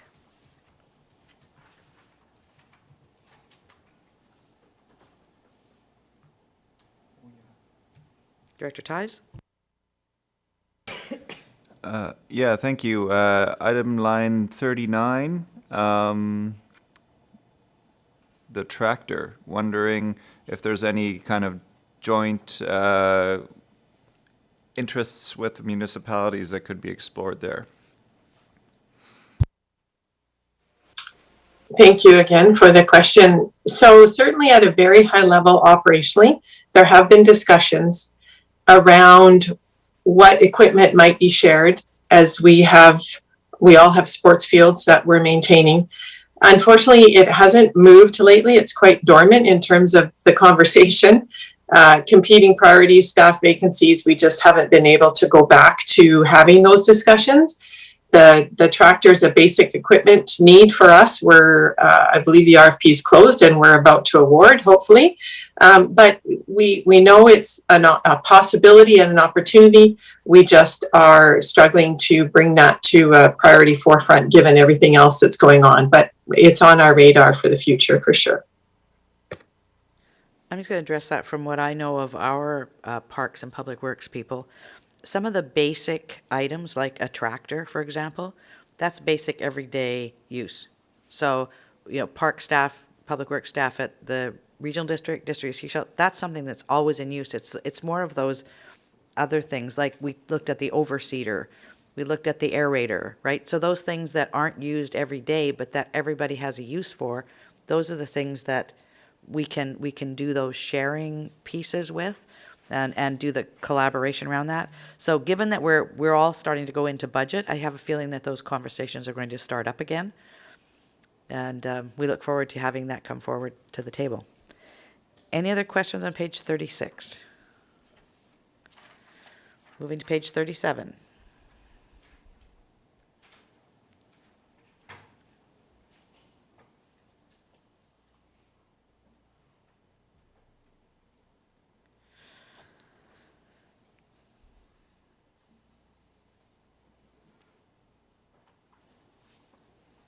Page 38.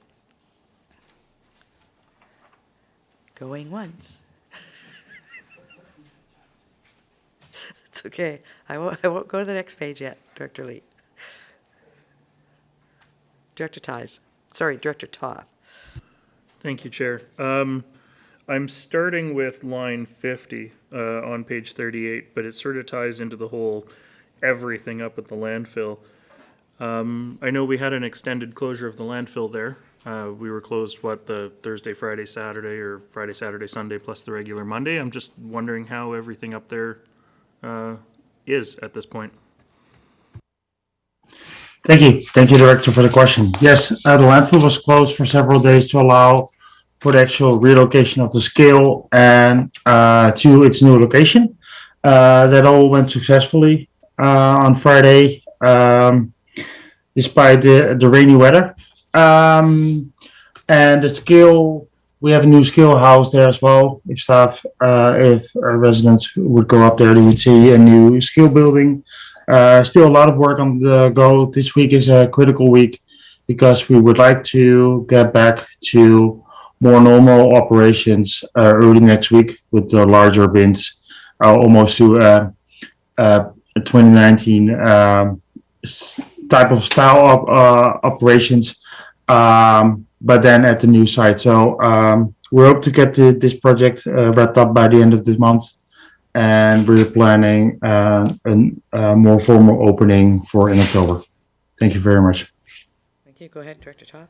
Just a quick follow-up. The new scale building up there, I think when we'd had previous conversations, I think we were expecting something a little more modest. And I drove up there the other day, and I'm impressed at the size of the building that we did get for the budget that we've got. I'm just wondering, are we looking at utilizing... it is substantially larger than the previous building, and I'm just wondering if there's any opportunity for us to look at locating other solid waste staff up there, or if we're just too short on infrastructure up there to be able to utilize that space properly. Thank you. Thank you very much for the question. In our search for a building that would be big enough to actually house a scale building and still meet regular or current building codes and does not require a lot of updates and would be available at a very short time. This was one of the only buildings that was available at short notice. This building can house an additional staff member to work there, and there is an office inside, and that office is going to be used by one of the staff members moving forward as well. That's the new coordinator for solid waste will work part-time in Field Road and part-time up there. And I can totally see that our manager of solid waste services and maybe even sometimes myself will use that office as well. Thank you. Thank you. Any other questions on page 38? Director Lee. Thank you, Chair, but it's actually on 37. It's line 45. It's the Cooper's Green parking design. It mentions use of gas tax. I just wanted to confirm that was correct, and I believe that's good news.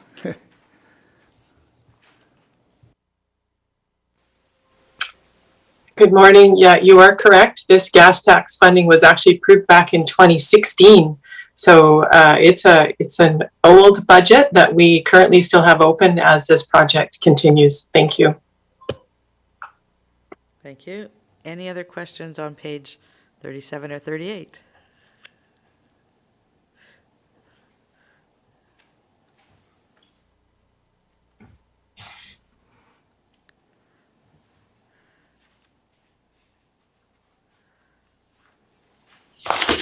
Seeing none, page 39. Director Ties? Yeah, I'm wondering if the item number 66, the Pool Road water line replacement, what happens if the landowner does not cooperate? Can we not replace a water line then? Well, what's the scoop there? Thank you much for the question. That's indeed the case. There's a water line in place on private land, and we currently don't have right of way formally in place to actually have that line there. So that's an ongoing discussion with the landowner, and actually this is going on already for quite a while, and I would need to confirm with staff on what the most recent information there is. Thank you. Director Lee? This is line 69, and it's the emergency generator for the North Pender pumping station. I was wondering if we could get this by summer of 2022.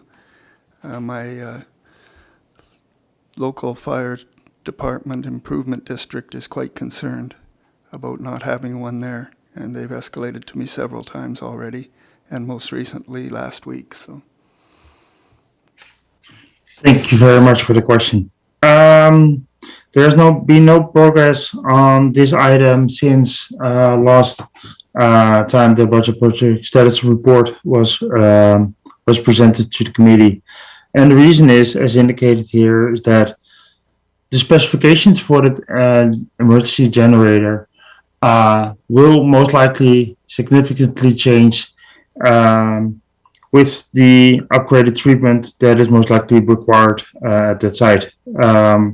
So we could purchase a generator in upcoming months, but most likely it will have a lifespan of maximum 5 years, because then the treatment plant is upgraded to add additional treatment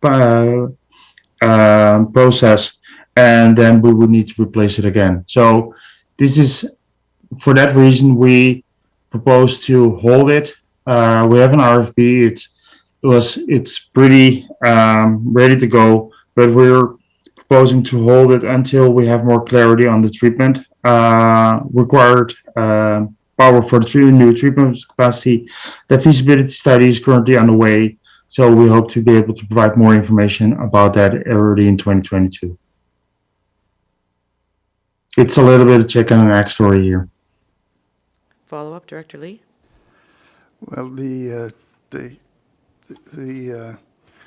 executive just suggested we buy a great big one and not quit worrying about it. If the direction is to proceed, we can do so, but the reality is that we might have to replace it again in a couple of years.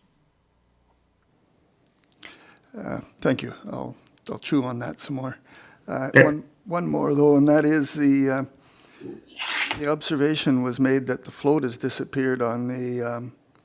I'm actually talking about the next line down. What is that? 70. 70? Yes. The float's disappeared. That it used to hold the intake up off of the bottom of the lake. And so some local people were wondering if that's actually the problem. I was wondering if there was any comments on that. I'm not aware of that, and I will follow up with staff. Thank you. Okay, thank you. Thank you. Director Toth? Thank you, Chair. I just actually wanted to follow up on line 69, that emergency generator. Is the intention with this generator that it's a permanent pad installed hardwired generator? And if so, is there not the ability, is there not salvage value in us proceeding with the generator at this time? And then if we discover we need to have a bigger one, we can recover that generator and reuse it with one of our other facilities? Thank you.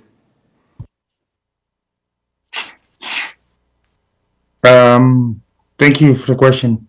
It's my understanding that it would be indeed a built-in fixed generator.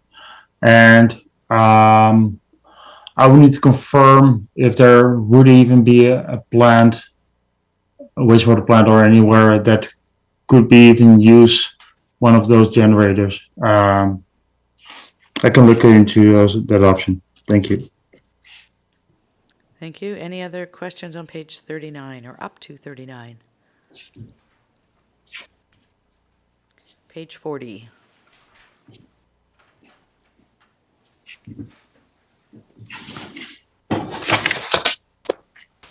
Director Ties? Yeah, thank you, Chair. Item number 87, groundwater investigation, round 2, phase 3. I just want to get a little bit more clarity where we're at and what we're looking for at this point. I don't think we're looking for more wells at this point, even though that may be something that we might consider in the future, considering our aquifer issues with the province. So yeah, just a quick update. What is round 2, phase 3 at this point? Thanks. Thank you very much for the question. I will make sure that the description is updated for future. This is our Langdale Wellfield project. So I'll make sure that it's highly included, and there's the contract award report is scheduled to come to October IC for contractor to do the engineering design and permitting of that project.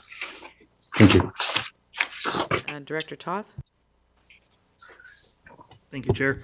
Looking at line 80, the Chapman Creek environmental flow requirement update.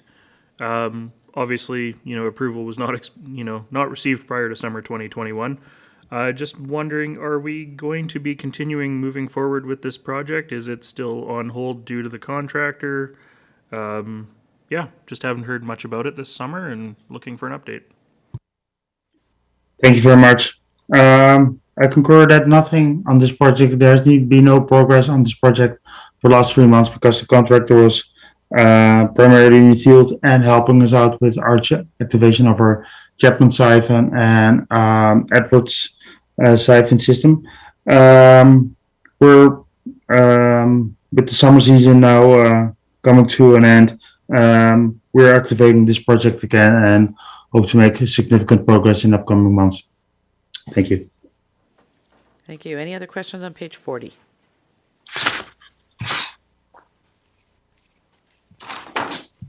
Seeing none, let's move on to page 41.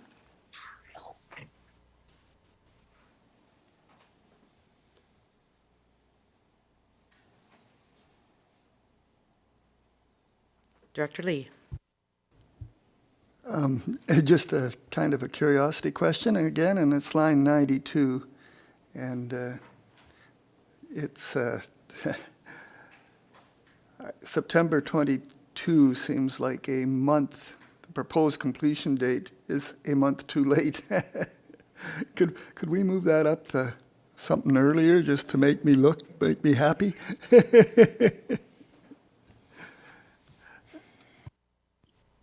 We can definitely move it up to August. This is more this does not mean that, let's reframe this. There's a project completion can be something else than pumps activated and project online. There might be stuff that's required after the project is actually commissioned. So the pumps might be working, but there might be still some work to be done on landscaping, that kind of stuff. So that's why we have currently September as a target date for completion. Thank you. Example, we have substantial completion at the airport. We had substantial completion like a month and a half ago, but there are still bits and pieces. It's not complete. We can't say it's 100% complete. There's some seeding to be done, things like that, right? So I think what you're saying is you want this completion, you want it in operation before September 22nd. I think staff are on the same page with that. All right, any other questions on page 41?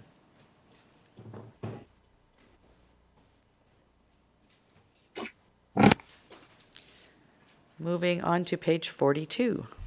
Director McMahon and Director Ties. Sure. Line 108 is Wood Creek Park wastewater.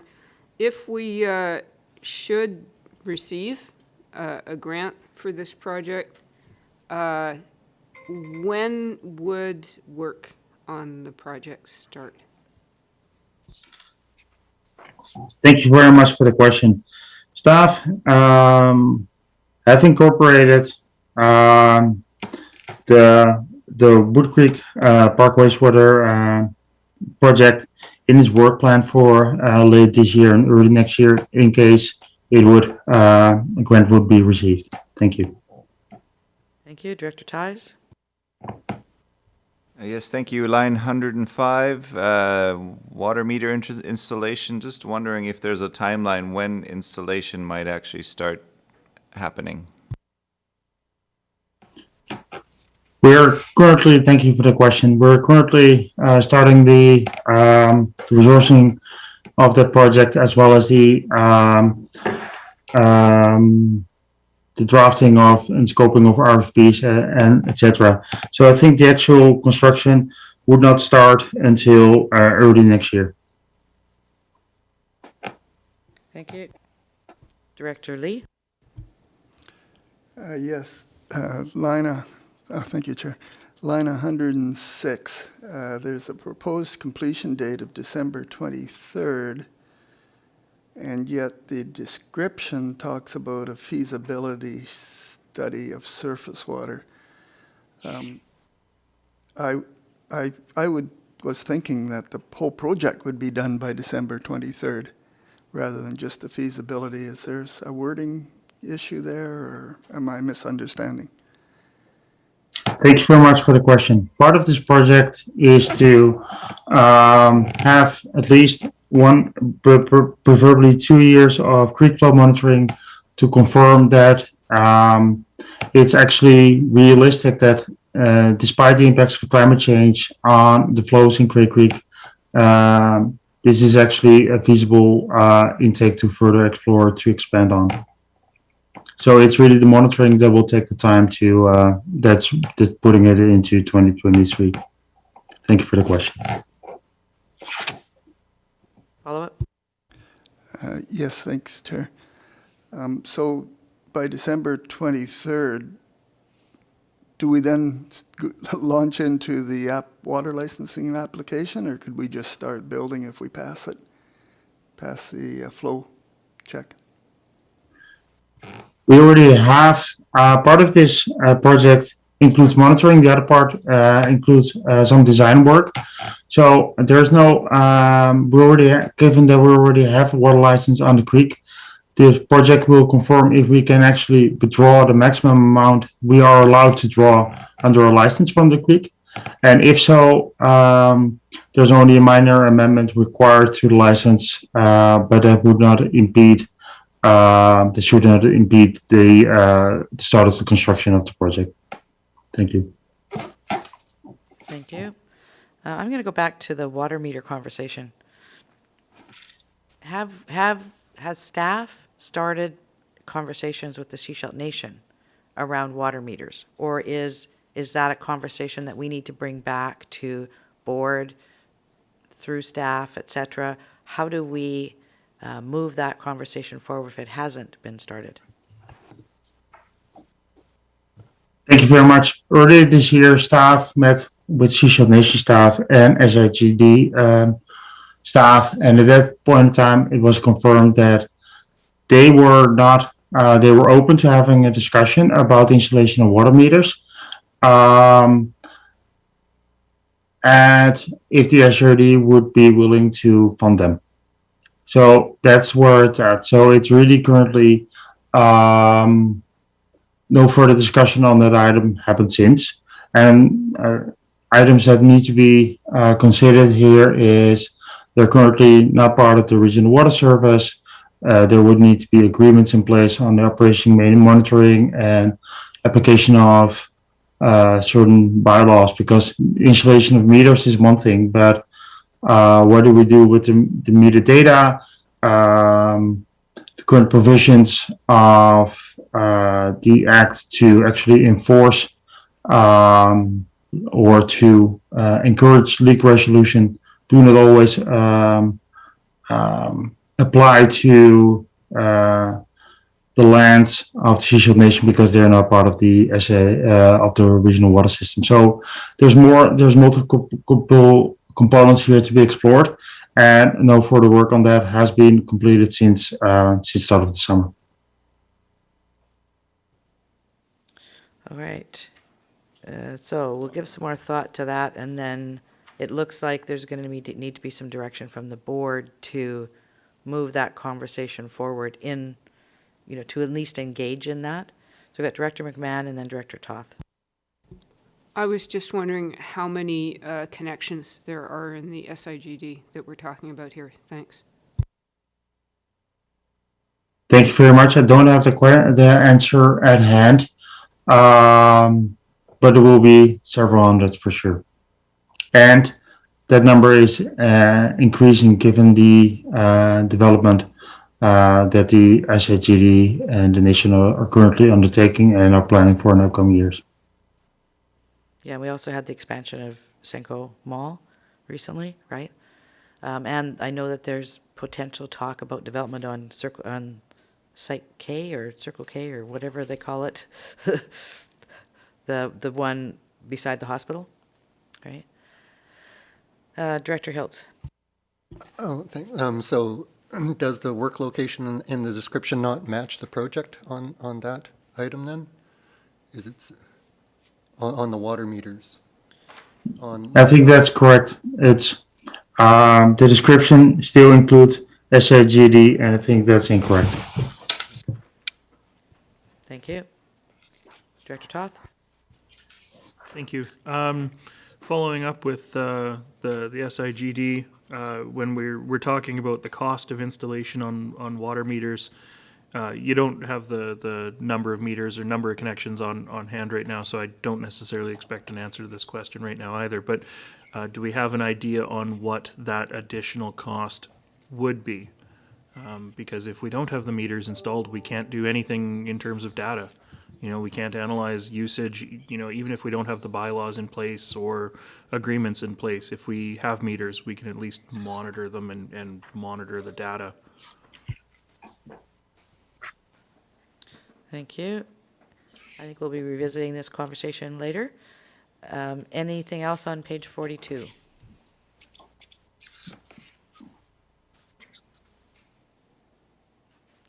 Page 43. Director Ties. Thank you. Item line number 114, Roberts Creek Co-housing. I know we've been waiting for parts for a while. Is there any update on the install and repair? There's particularly one neighbor that keeps contacting me because they keep getting ugly stenches in their backyard, and it's really hampering their enjoyment of their property. Thanks.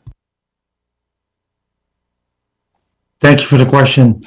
The two parts of the answer here is yes, we're still waiting for a part that has not arrived yet. And we're continuing to look for that specific part, and we ordered it now. It's replaced and see which one will get it to us first. And a more comprehensive update on the progress of this on the repairs there will be presented at next month's IC meeting. And I hope by then that we have our part that we need. Thank you. Anything further on page 43? Director Toth. Thank you. Looking at item 117 and 118, I was under the impression that we'd already purchased the leak correlator, so my apologies that I missed it. We're hoping to have the leak correlator sort of sometime before the end of this year, but I noticed that the staffing resource for a pilot is December of next year, so we're going to have the equipment for a year with no resourcing necessarily to be able to complete the pilot project. Thank you for your question. It's not the completion start. Proposed completion date is not that we won't have the additional staff until the next year. I anticipate that we will receive the lead correlator in upcoming months, and that the entire work is completed sometime in 2022. But it's so that the staff capacity has been fully committed by the end of next year, and not only starting then. Thank you. Thank you. Anything further on page 43? Moving on, page 44, we're getting there.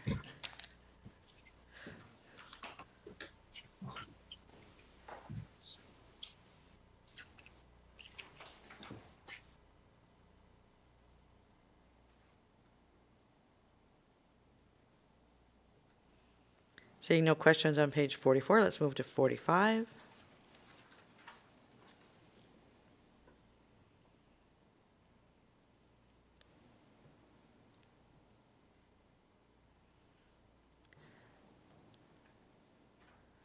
Director Lee. It's talking about zoning bylaw 310. It's line 148. Is it including 337 and put them into a single bylaw? Is that part of that project, or is 337 going to remain separate? Has that decision been made yet?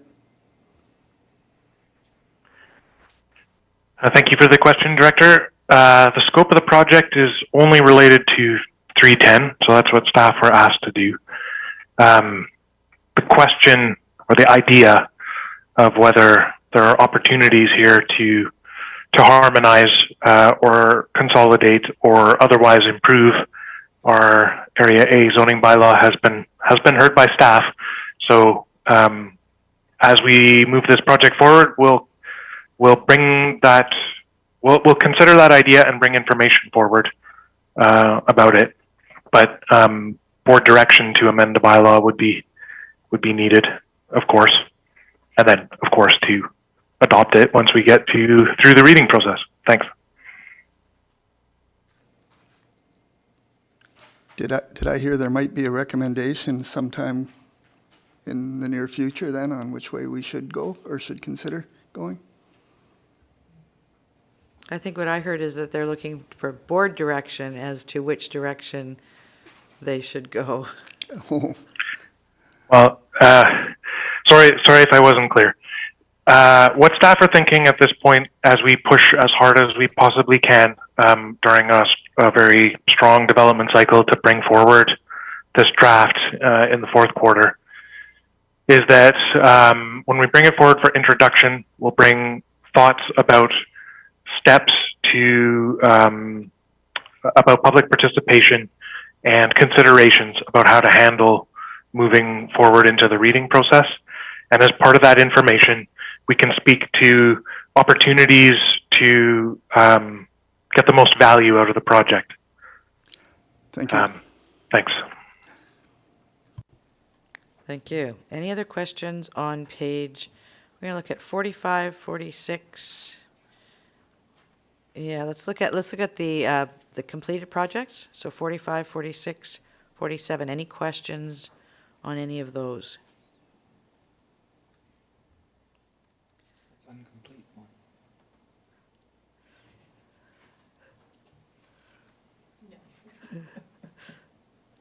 All right. Thank you for this list. It's nice to see items appearing here.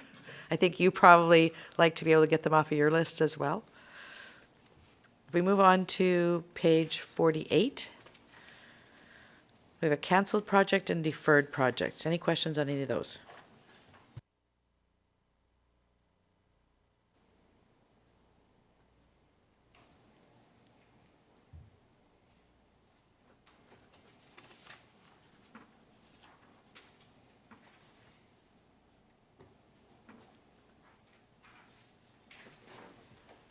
No questions on page 48? Okay, did we miss anything going through? Did anybody find an item that they didn't get to ask about? That last chance? Going once, going twice, gone. Thank you very much, staff. Thank you for your patience with us. That's who need the gavel, yep. Okay, my vice chair has the gavel, okay. All right, gone, all right. Thank you very much. We'll move on to Annex E, Standing and Select Committee Review. And we'll over to our CAO to address this one. You bet. Thank you so much. And this report is really a follow-up to the board direction to establish, or board chair direction to establish a fourth standing committee to be implemented in January 2022, and board direction provided to staff in July to look at options for the policing committee and transportation advisory committees. And that's what's before you. Happy to answer any questions. Directors, questions? Director Pratt. Thank you. Just one second. I do have, this came in quite late, so unfortunately it wasn't circulated to the directors, but it will be. It's from TRAC in regards to the Transportation and Advisory Committee. So I just want to make sure that that we're aware that they were surprised to see the recommendations and have expressed some concerns in only bringing it to the board. So I'll actually, it's a short email, so I'll just read it if that's okay, and I'll make sure it's, Tracy has forwarded it out, I believe, but I'm not sure if everyone has seen it yet. So thank you for taking the time to read this in regards to the September 23rd Corporate and Admin Services Committee meeting. TRAC was surprised to note that the staff recommendations that accompanied Annex E on page 49. TRAC has expressed concerns with the process in bringing TAC recommendations to the board. We feel that staff's proposed solution merits further consideration. While there might be scheduling concerns with regards to postponing a decision, they should not be insurmountable. TRAC notes that organizations appearing one at a time as a delegation to a standing committee is fundamentally different from the roundtable aspects of TAC that allow for addressing both agenda and last-minute items through collaborative discourse. We are all well aware of the jurisdictional challenges that impact transportation on the Sunshine Coast.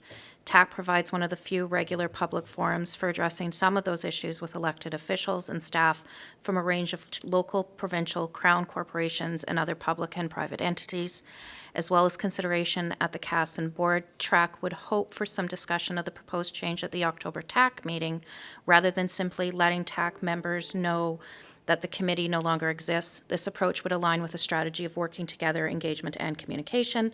As always, thank you for your time and consideration, and that is from Alan Willems as a TRAC director. So just to note that they would like to have a discussion at TAC prior to dissolution of the committee. Thank you. Directors, questions, comments? Director McMahon. Yeah, I was going to raise something along those lines. I think it merits discussion. I mean, I like staff's recommendations, but I do think that further communication with the people on those committees is certainly warranted. And my other topic here is that I noticed that staff on page 50 to 51 are looking for some direction about NRAC and AAC. And I would be happy to move that staff bring a report to a future CAS meeting on those two committees. Thank you. Is there a seconder for that recommendation? Director Lee? Sorry, Director Ties, seconded. Questions, comments?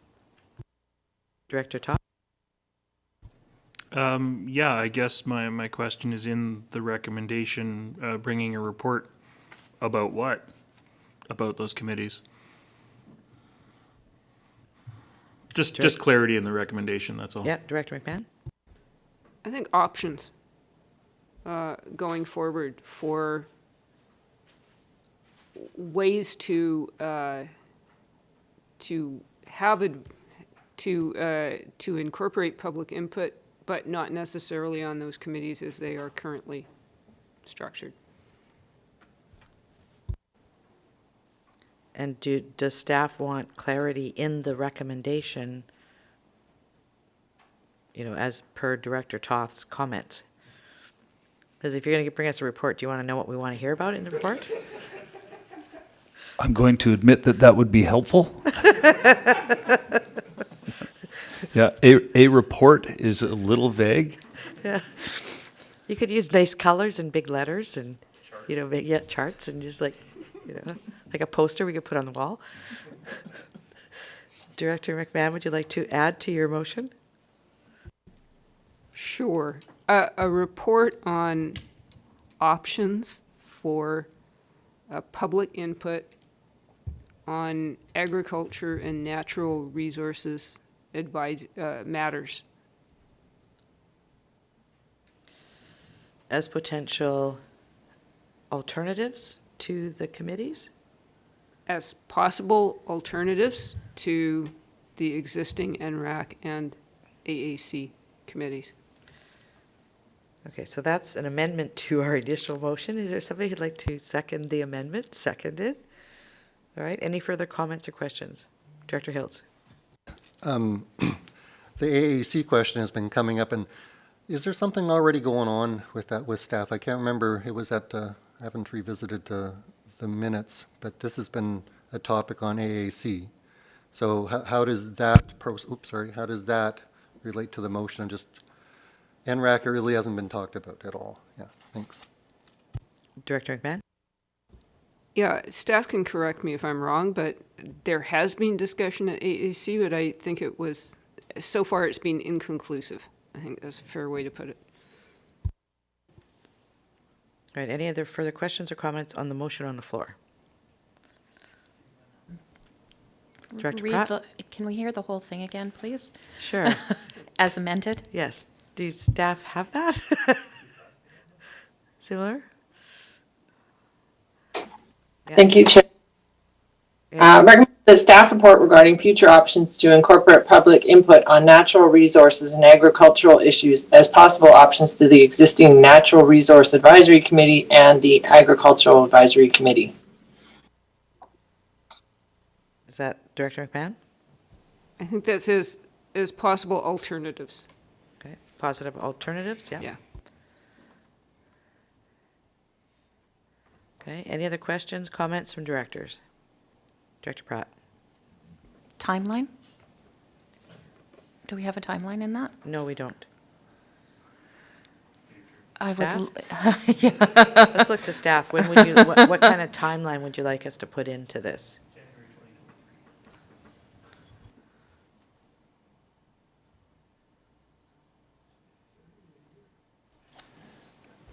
I'm trying to guesstimate the master committee list and efforts. I would say earliest we could have something back to you on that would probably be November, Cass. Okay. That would be a target. Okay. Director McMahon? If we say Q4, Yeah, that might work. 2021, would that be flexible enough? I think what we're looking at is if we're going to be making any changes, if that's what comes out of it, at some point in early December, we'll be adopting the calendar for next year. So if there are any changes that are going to be made, we'd want to look at potentially putting that in place, because that also has staff implications as well. Yeah, corporate officer? Just to clarify, the calendar will come forward in November. Okay, so Q4 it is. Would you like that as part of the recommendation? Yes? So we have an amendment on the floor first that we have moved and seconded. Let's vote on the amendment that's on the floor. That was adding the other particulars to flesh out what we were asking staff for. All those in favor of the amendment? Perfect. Now I'd look for another amendment to add report coming in Q4 from Director McMahon. Moved, seconded. All those in favor of that amendment? Thank you. And then we have an amended motion on the floor. All those in favor of the motion as amended? Thank you. All right, we got it. All right, so now let's go back to this report that's actually in front of us. So it sounds like someone would like to move to defer this, or I would say refer this to both the Policing and Public Safety and Transportation Advisory Committees for discussion, and then come back to the board, to the committee. Moved by Director McMahon. Sorry, go ahead, Director McMahon. I believe it's already in the motion, in the recommendations, and that the proposed changes to the select committee structure be referred to the October 2021 TAC and Policing and Public Safety Committees. Okay, so then you don't want the last one. You don't want to Right. move the last one at this point. Right, that would be. Okay, so Yes. so the All right. recommendation would end at after information? Director Pratt? Well, clarification on, oops, sorry. One moment, please. Clarification on that, because the recommendation is for information. It depends on, is it for information? Are we referring this to, for information, or are we referring this for discussion and debate at these select committees of the board? So are we making a decision now to have these as further discussions at our committees, or getting their feedback before we make a decision, or are we making a decision now to essentially, like, if we want it for if we're telling them for information, well, then, hey, you know, this is what we're looking at as a board is dissolving these committees. But if we're looking at for actual discussion within these committees, personally, after attending our last meetings in July, I'm frustrated with the way both of these committees are running. And we need something that is more meaningful and works better and is more respectful of all of the time and energy that is going in by all the people that are attending. And part of that is speaking to those committees and saying, look, this is something that the board's considering and strongly considering. We have the staff report here. This is how we're leaning. I have no problem saying I'm leaning towards I have no problem at all saying I want to see these committees dissolved and I want to see this looking in a more efficient manner. But we need, if we're going to take this to the committees, we need to be very clear on what our ask is and what our intention is when we go there. If it's just for information, then our decision, we're saying right now our decision is made. If we are saying for discussion, that's actually, I think we need to take it back and look at who the decision makers are. The decision makers are here at the table. These are essentially advisory committees we are sharing information about what is going on. We can't have a policing committee where we're not even having a member of policing come and visit. Or we can't have, it's really difficult to have transportation meetings when we're not having Modi or Capilano or other critical infrastructure people there. BC Ferries is another one. Those are critical. Whereas if we can have a more efficient reporting or even a planning table of some kind, anything that makes it more efficient, and it's just what is working right now. It's just not working right now. Let's find something else that works better for our community. So from that, what I'm hearing is we don't necessarily want to move the Policing and Public Safety and Transportation Advisory Select Committees forward. We want to dissolve them. But we don't necessarily know if the proposed structure that's been set up will meet the needs of the people in those committees and of us as a board or a committee to solicit the information that's needed. So it sounds like there's two pieces here. One is to go to the committees and say, this is our last meeting, we're done. But we want input from you as to how we move this forward so that it actually works for you and for us. Is that what I'm hearing up here? Director McMahon. As chair of TAC, I echo many of the sentiments of Director Pratt. It's been very frustrating. The committee has no authority to do anything. We have no staffing resources because we have no authority as a regional district to do anything about transportation. And I think the declining attendance sort of tells its own story. And even we've had, citizen groups come as delegations with issues that we can't do anything about. So I am happy to look for a better solution, but I do think that we should obviously consult the people who have been participating in these committees about what's the best way forward. Thank you. Director Hiltz. Thanks, Chair. Yeah, the informing discussion piece. My perspective is, and thanks staff for that report, to see the history of how we got into this. And it's time to kind of look at why are we doing things like for 25 years the same way. So motivation to take this opportunity to try something different. So the discussion for me with the participants is about how do we improve this situation. So I think I agree with Chair Pratt. This is a board decision. It's not working. It's time to try something different. We're going to motivate it. Staff, there's an opportunity, and we just need the means. So I think they're part of the means to what it's going to look like in the future. And the roundtable things, I see that, but it's still, I don't think we're getting value out of it. And I also think there's the capacity, we're expecting these groups to show up at this, and I don't necessarily know if they have the capacity to. So I did have some, about the frequency of the delegations, and do they have to appear in person? Can it be electronic, and these type of things? So, but I would be interested in having feedback from the committees, the advisory committees, about how to take or what we want out of it into the new structure. But I don't want to ask them really about the structure. I think the structure is laid out. Director Toth. Thank you.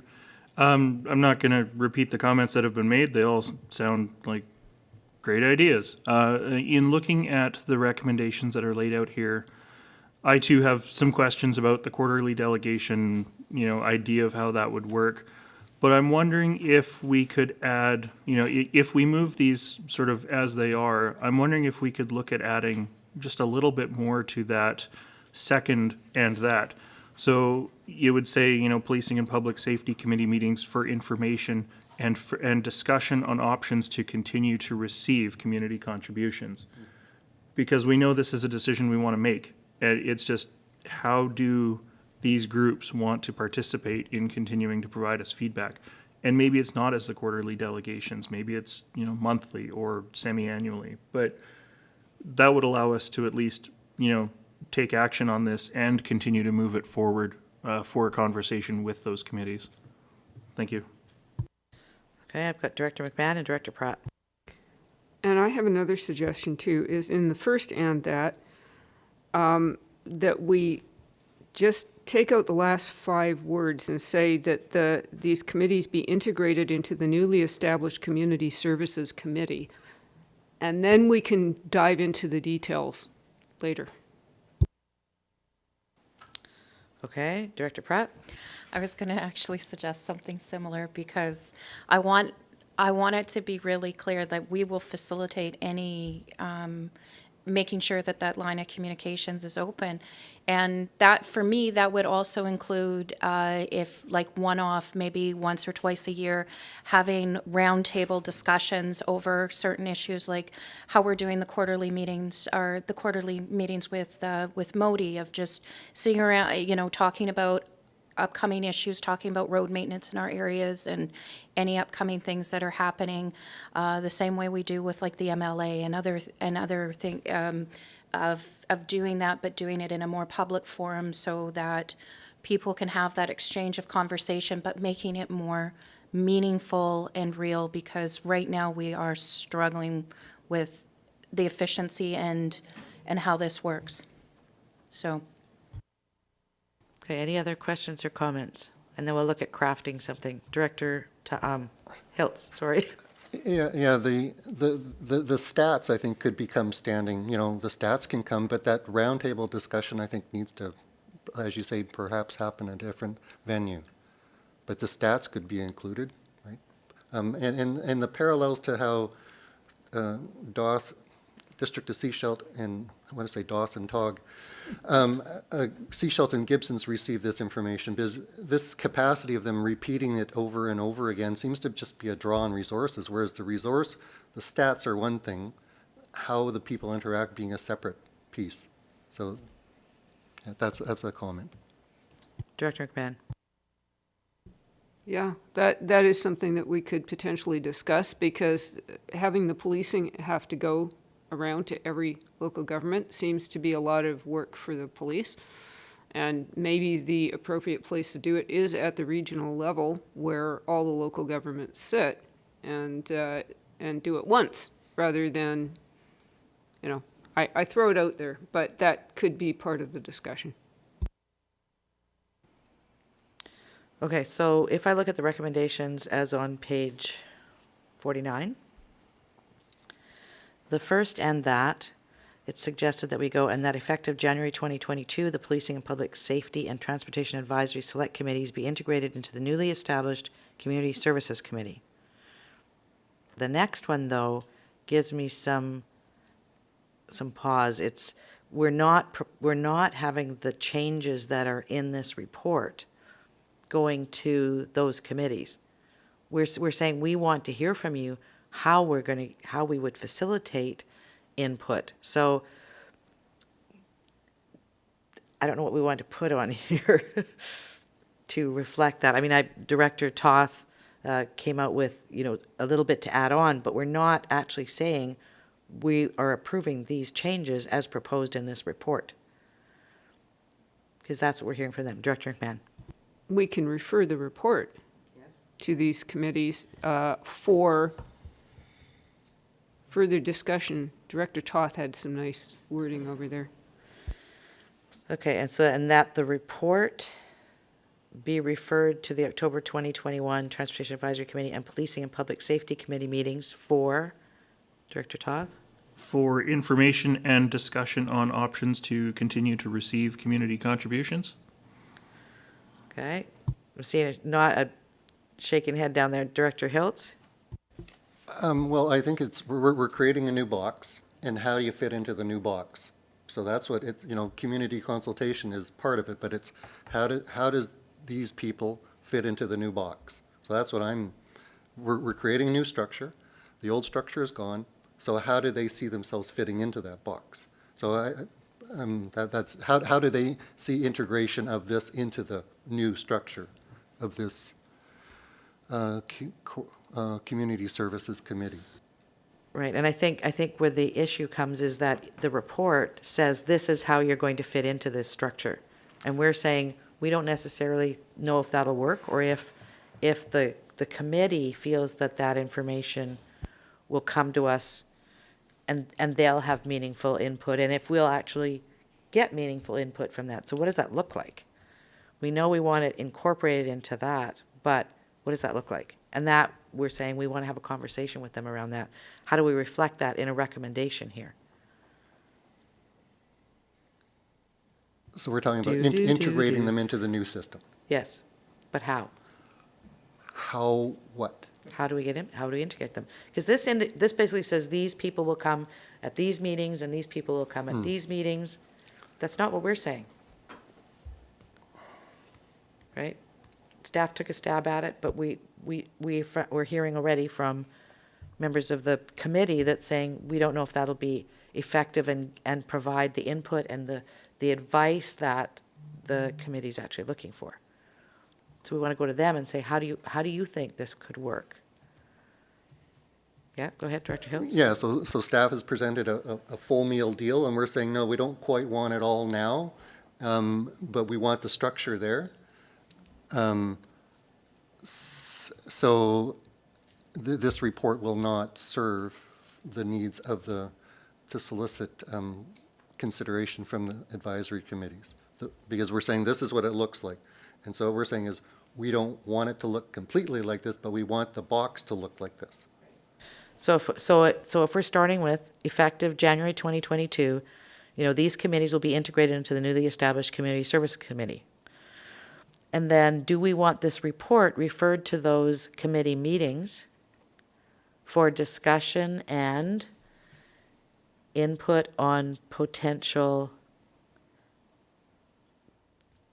Director Todd? Yeah, I mean, the reason I worded what I did as I did was to leave it sufficiently vague that maybe some of these committees will be great. We'll just show up as a delegation, say our piece. You can ask us a couple questions and we'll move on. Maybe some of them will say, you know what, we'll submit monthly statistics or quarterly statistics and we'll talk to you a couple of times a year. And, maybe some of them are interested in trying to establish a roundtable or something with us, and maybe that can happen within the Community Services Committee, or maybe it's something we have to do separate, like with Moti. But, without referring the report to them, the only way they really even know that we're talking about this is to go back and read the agendas and listen to our ramblings on YouTube, right? Okay, Director Lee and then Director Pratt. Thank you, Chair. I think that the existing members of the committee value the opportunity to talk directly to the police and directly to Moti, and I think they would miss that. It's kind of their way of advocating, but I don't know that that was the purpose of either committee, but it's evolved to that. So we either got to tell them, you're not getting that anymore, or we're going to do something different for that part. But I don't know what the solution. I think Director Toth mentioned it just in his last comments, that maybe once in a while we'll have something different, but I don't know. I don't know how we get there. In other words, how do we tell them, yeah, you valued that, but it's not going to be there anymore, because that isn't what the intent of the committee was. So maybe it's that this report and the terms of reference go to the committees, and we basically say, I mean, we're telling them that the terms of reference, as these are set out, no longer work. We need something different.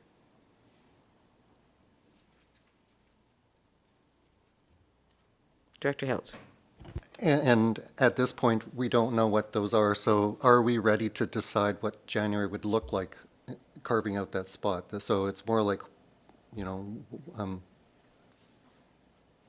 Director Pratt. So what we need to decide is, are we in this moment ready to make the decision to dissolve both of these committees or not? And so that's really what the crux is we're piecing apart all of this, and I'm hearing the want for change in how these committees work. But where we are right now is we want to make sure that we have referred this information to the people that are on these committees so that they have heard that. We're the decision makers at the table. Okay, this isn't these come as select committees, but technically they're advisory committees. They are select committees of the board, but they are advisory committees to the board. They are not even this part of committee structure. It's an advisory committee to our other committees. So it's a citizens committee. It's finding a new way looking forward. How do we want that to look forward? But are we ready to say right now, look, we want to change things. We're telling you we're changing things. We want you part of the new change going forward, and we want that discussion piece. That's what moving this report forward right now does. And I'm hearing a little bit of concern about, do we want to dissolve everything right now? Because that means 2022, it looks, 2022, January 2022, it looks different. So I'm ready to move this forward. I like Director Toth's edits to it. I think it still fits. It's still germane with what we're trying to do, is say, look, we're moving this forward. We want you to be part of the new process. Tell us what's going to work to make sure you're engaged in the new process. But we need to do something about these committees because they are not working in the way they're set up.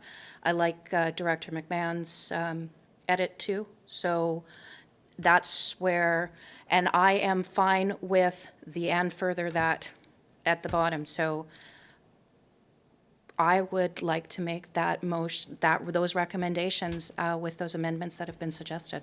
Could I, before I ask for seconder, could we parse this out?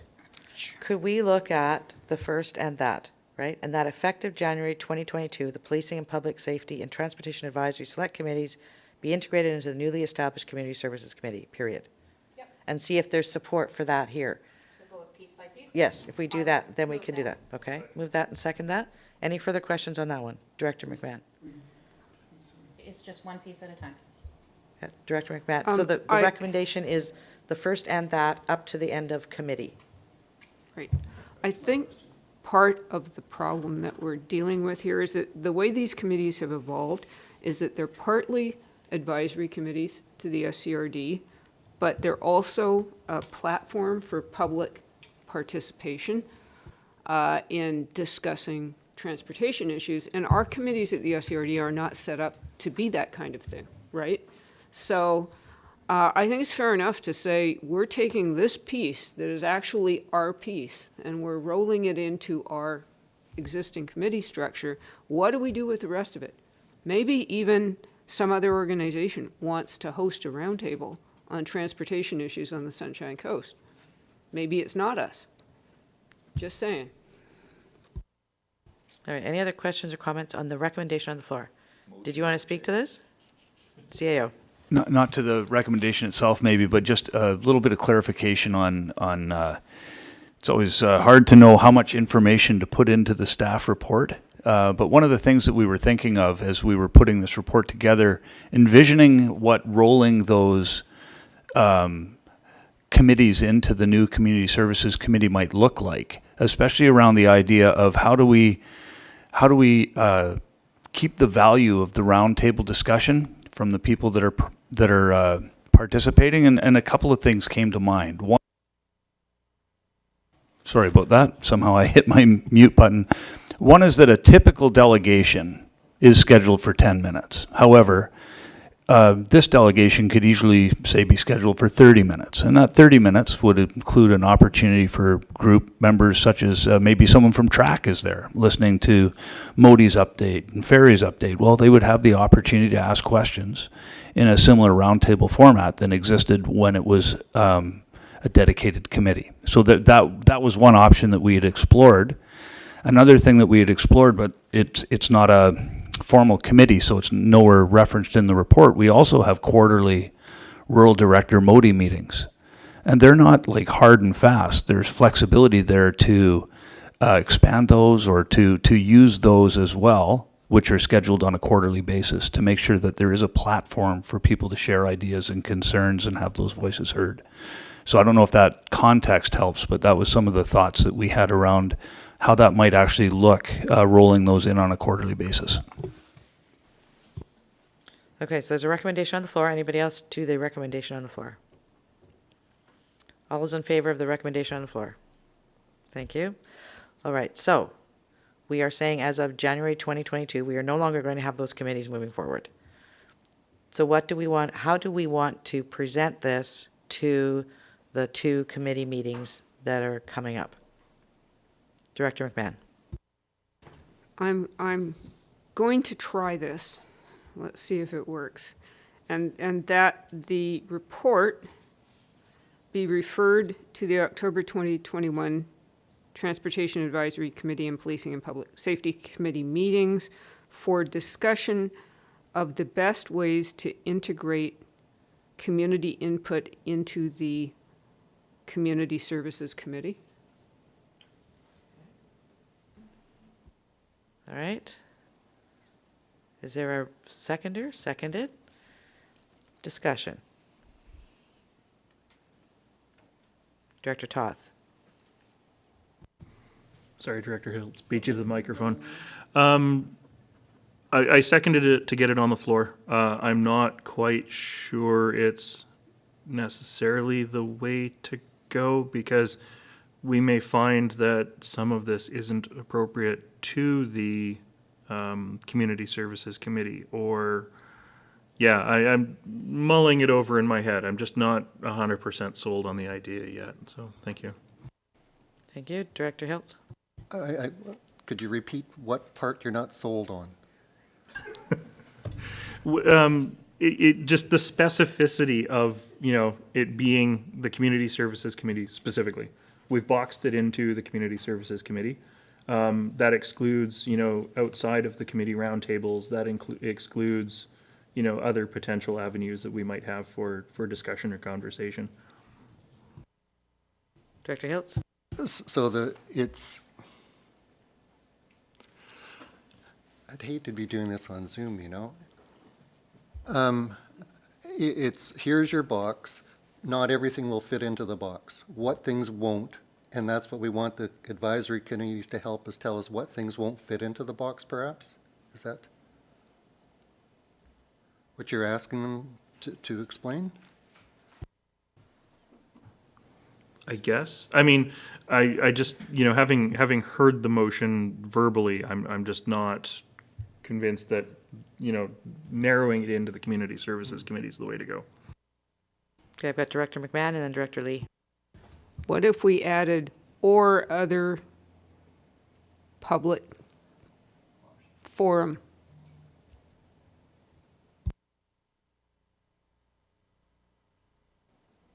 Okay. Director Lee, and I'll come back to that.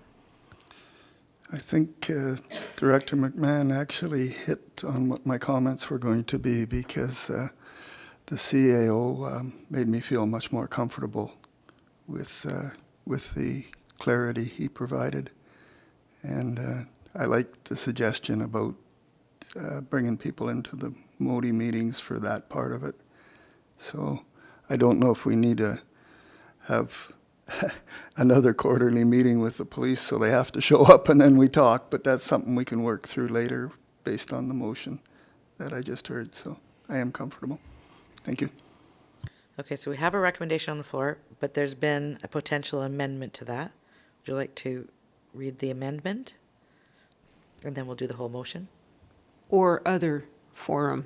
Okay, so that's moved. Is it seconded? Seconded, okay. All those in favor of the amendment? Okay, so now can we hear the motion? As amended. Director McMahon, do you have the whole motion as amended?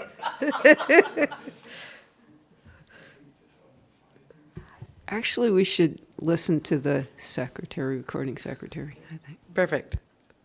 Thank you, Chair. The Standing and Select Committee Review Report, we referred to the October 2021 Transportation Advisory Committee and Policing and Public Safety Committee meetings for information and discussion on options to provide community input at the Community Services Committee meeting and in other forums. All right, that's the recommendation that's on the floor. Any, yeah, CAO? Just for clarification, I believe the last line, instead of "and in other forums," would be "or in other forums." Okay, that works. All right, any comments or questions? We have a recommendation on the floor. Director Pratt? I think this would fit with, I think, everything we've discussed. So, and it allows for some meaningful conversation, because we really do value the community members that come to these. And that's part of the recognition of finding a different way that works better and is more meaningful. So, going back and saying, look, we've made the decision, we're dissolving them, but we need to do something that's different and that is going to work better for everyone. So I will be supporting this. Any other questions or comments? Seeing no further, okay, Director Kroll, just under the wire? Thank you. And this is more just a comment. One of the things to me, because I sit on the two committees, is the disconnect. The committees meet, there's good dialogue quite often at the committees, and it seems to end right there. There's a disconnect between the committees and where does that information go? Minutes show up at meetings, but the actual meat of the dialogue isn't even, there's no, it's been stripped to the bare bones. It's like we met, we talked, we went home. And the contents, That's the problem with the committee. And there's important stuff there that could influence decision-making. And that's where the huge disconnect. So, we can reform the committee in whatever shape we like, but if the disconnect is still there, the committee is useless.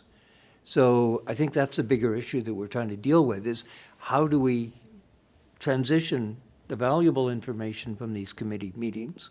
And as Director Lee said, the engagement between the different parties that meet at these committee meetings is incredibly valuable. It's a one opportunity where everyone gets to sit at the round table and say, hey, this is a problem in my area, this is, the police can say, well, this is why we can't do that. And there's some reason and logic behind what's discussed. But that information just floating off into the great abyss is a loss. It's, and I think that's a frustration people sitting on the committees feel, and the board feels disconnected from where did the information go? So, I don't know how we address this disconnect. Very And that's my- eloquently expressed. Thank you. Before we adopt this, a question to staff. If we're going to say that this is going to those committees, do we have time to get it to board, to action it, to get it to those committees? I don't know, does it have to go to board this afternoon? I'm not sure. I haven't looked at the calendar for that. My recommendation would be that it goes direct to board for adoption. Okay. Should we add and further that? Director McMahon? And further that it go straight to board for adoption today. Thank you, and that's been seconded.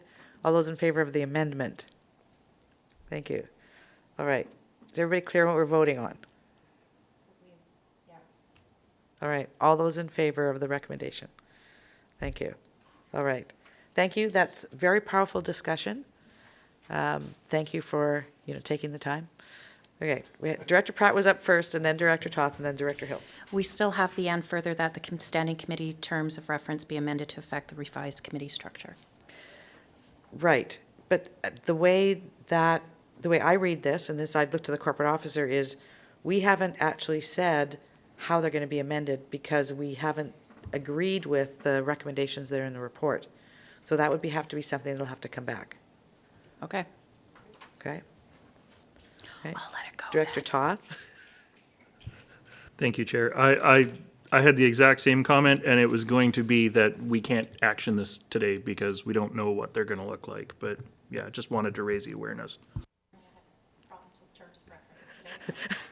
Thank you, Director Hiltz. It was ditto on the terms of reference. All right, so we are, Director Kroll. Director McMahon, I think, had her hand up ahead of me, but I just like Director Kroll's minutes. We came, we met, we went home. That would make all our minutes a lot shorter. Just saying. Director Kroll. With respect to the terms of reference, I'm just wondering if one would want to invite feedback from the committees to the draft of those terms of reference.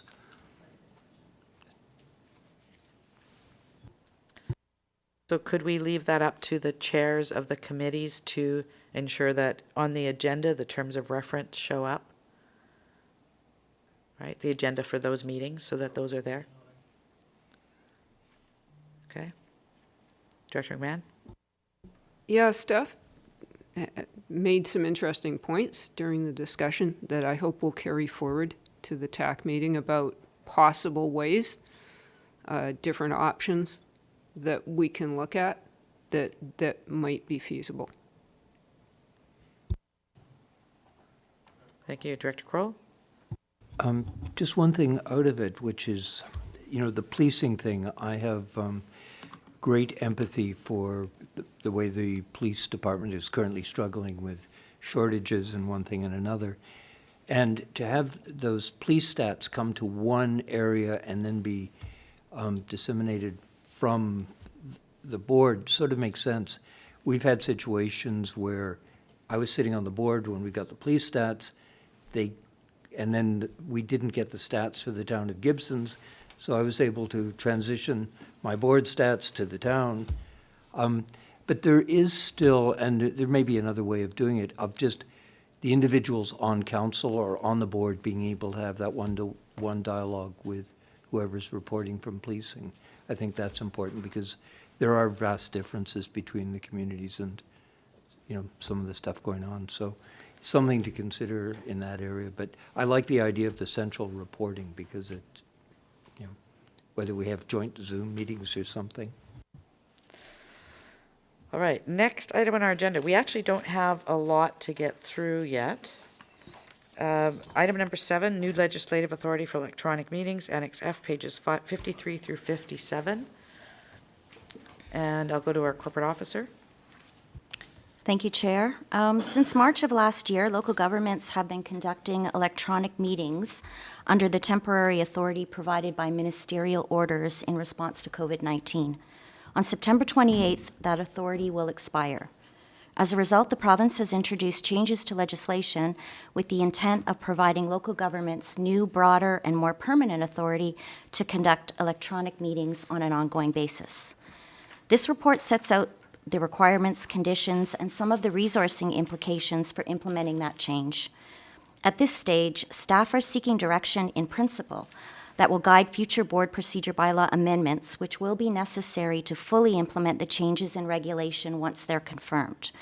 You will note the recommendations before you are quite general in nature, and this is in part due to waiting for further clarity from the province specifying those changes to be made to the Local Government Act, as well as the electronic meeting regulation for regional districts. In addition, we are seeking clarity on their applicability to advisory committees, commissions, as well as the Board of Variance. In the meantime, we will revert back to our pre-pandemic rules effective September 29th in accordance with our procedure bylaw, and those have been set out in the report for your review as well. Thank you. Thank you. So a little bit more information. The rules have actually been, or the bylaw or laws or whatever, have already been changed for municipalities. So municipalities already have the ability to have fully electronic meetings going forward.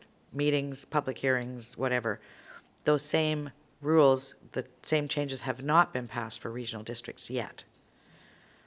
They are working on that. So that's why we're in this kind of limbo at this point. I didn't hear you mention this, but you did say it during the agenda review, was that we can't actually make any changes to our bylaws until this emergency measure expires, which is on September 28th. So we have to have time to actually get those bylaws to come forward.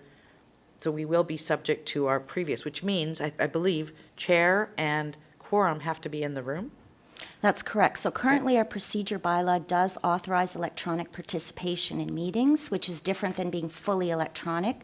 And that would require quorum and the meeting chair to be present in the room along with a regional district officer. Right.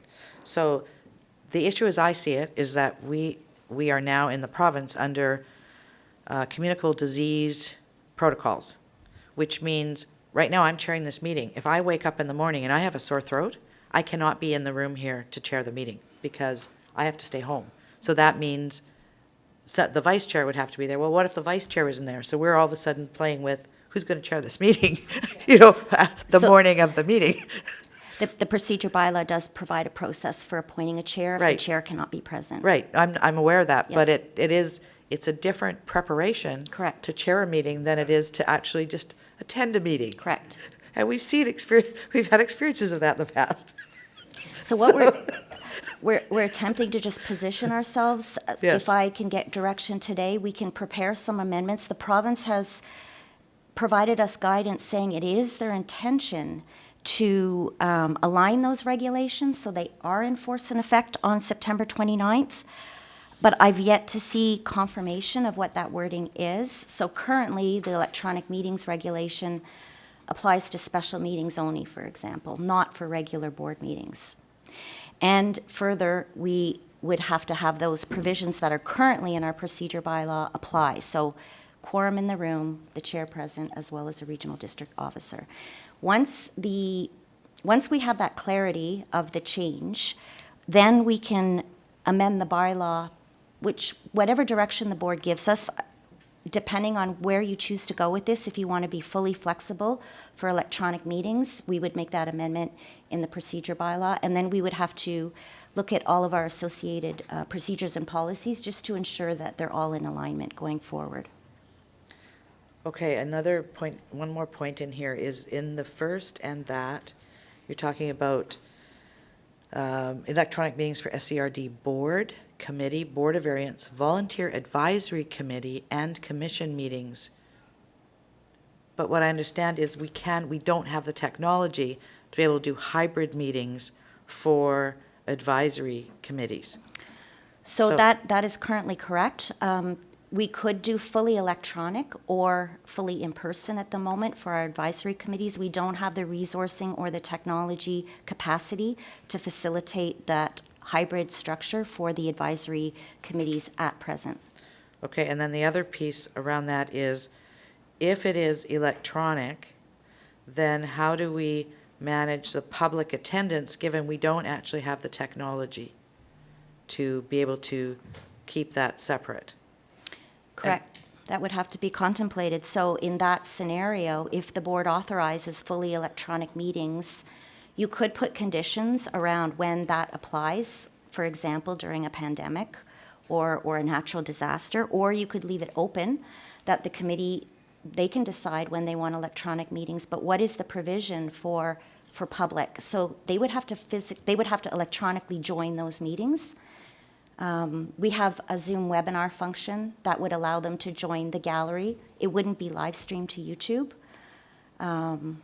But we would not be able to have a situation such as this where we have members of the public in a physical location being Zoomed into that meeting. Great. Okay. So, Director Ties. Yeah, so my question, there's, I guess, two questions. One is, could we put in a clause that, and should the province substantially implement rules that reflect the same as municipalities, that be adopted in the bylaws? But is that something that we could put in there as a clause, so that we don't have to go on through this again? Yes, so if the board provides me direction today indicating if we want to implement fully electronic meetings, and if we do, are there conditions?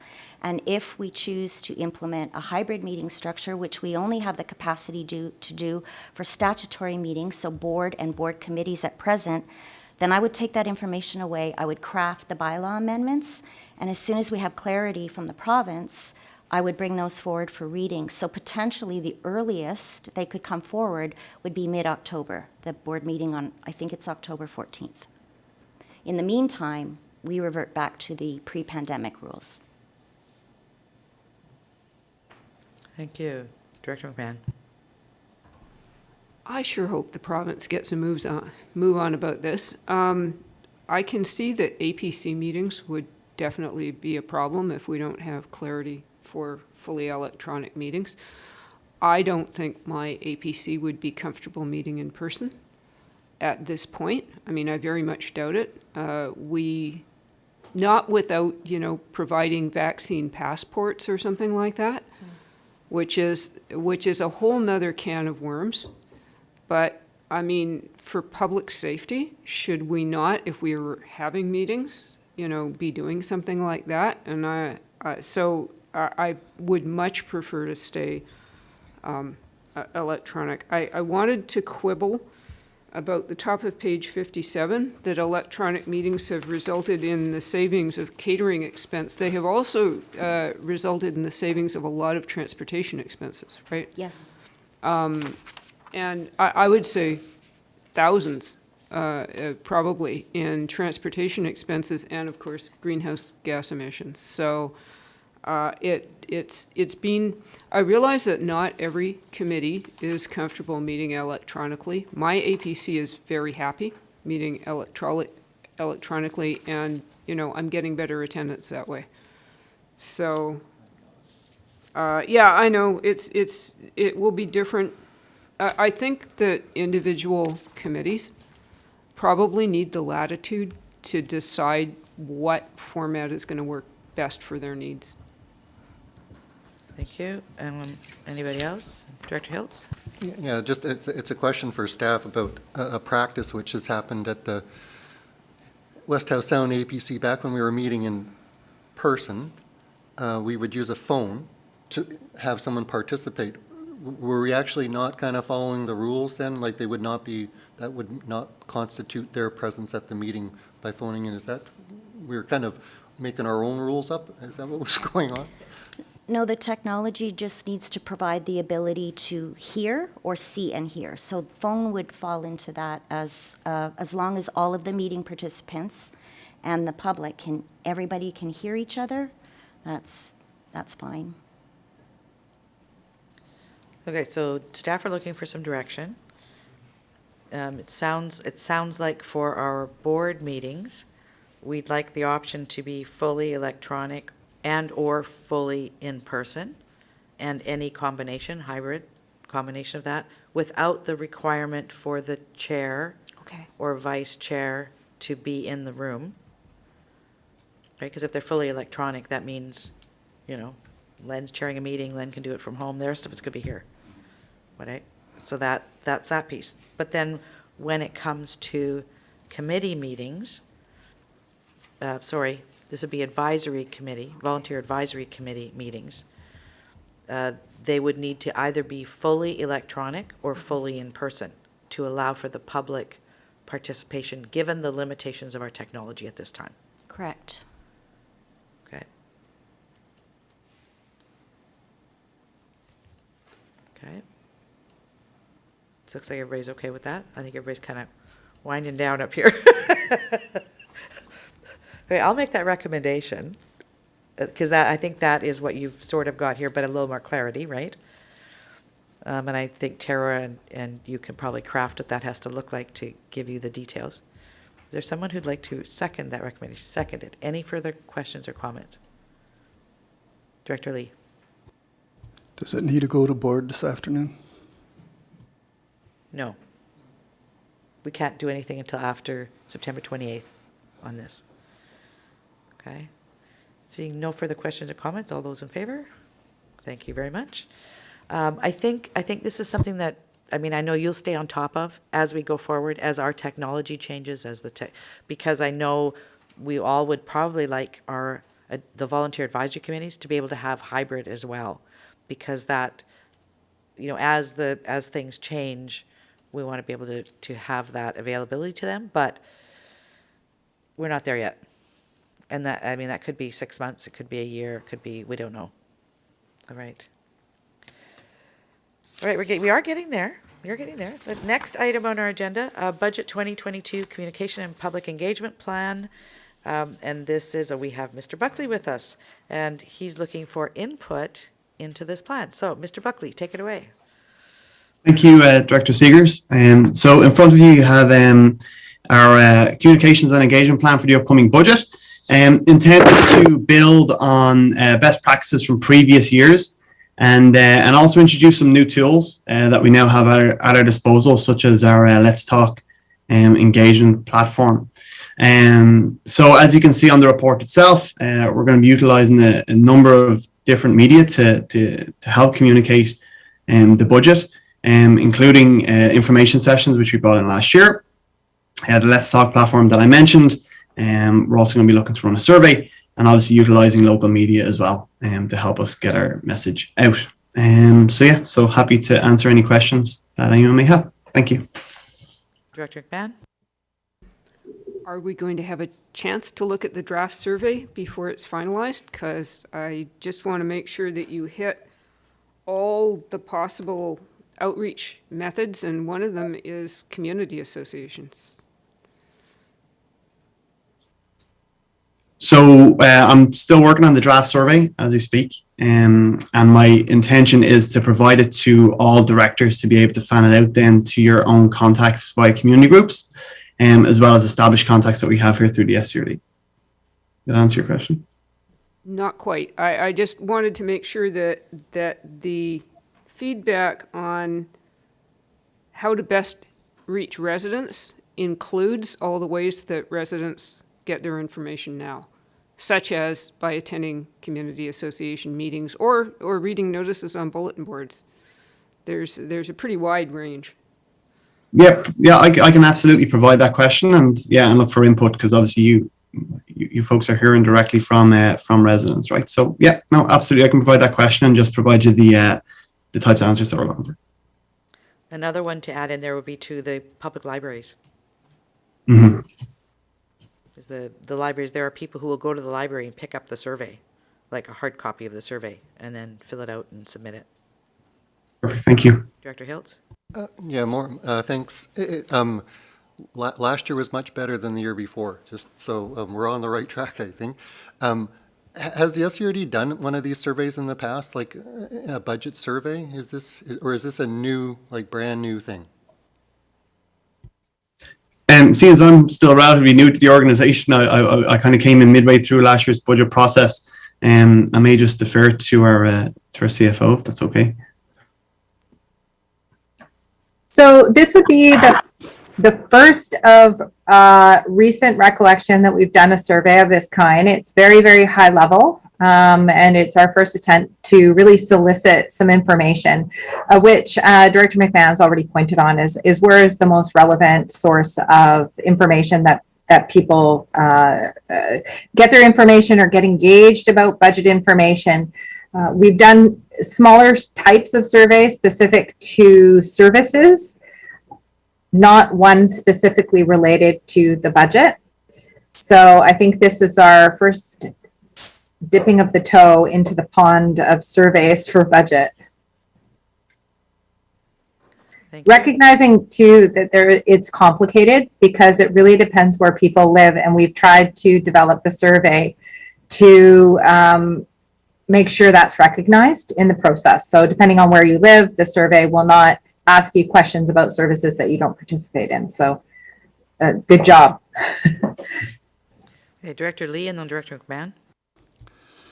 I like this new tool in paragraph 8 on 59, Doodly. I was just wondering why our manager of communications didn't use that to explain his topic today.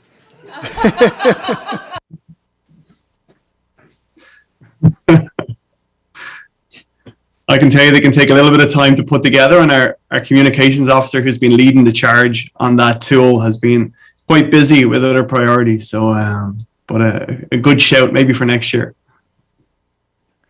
And we could use it during our reports. Director McMahon. Sounds like fun. Budget information sessions.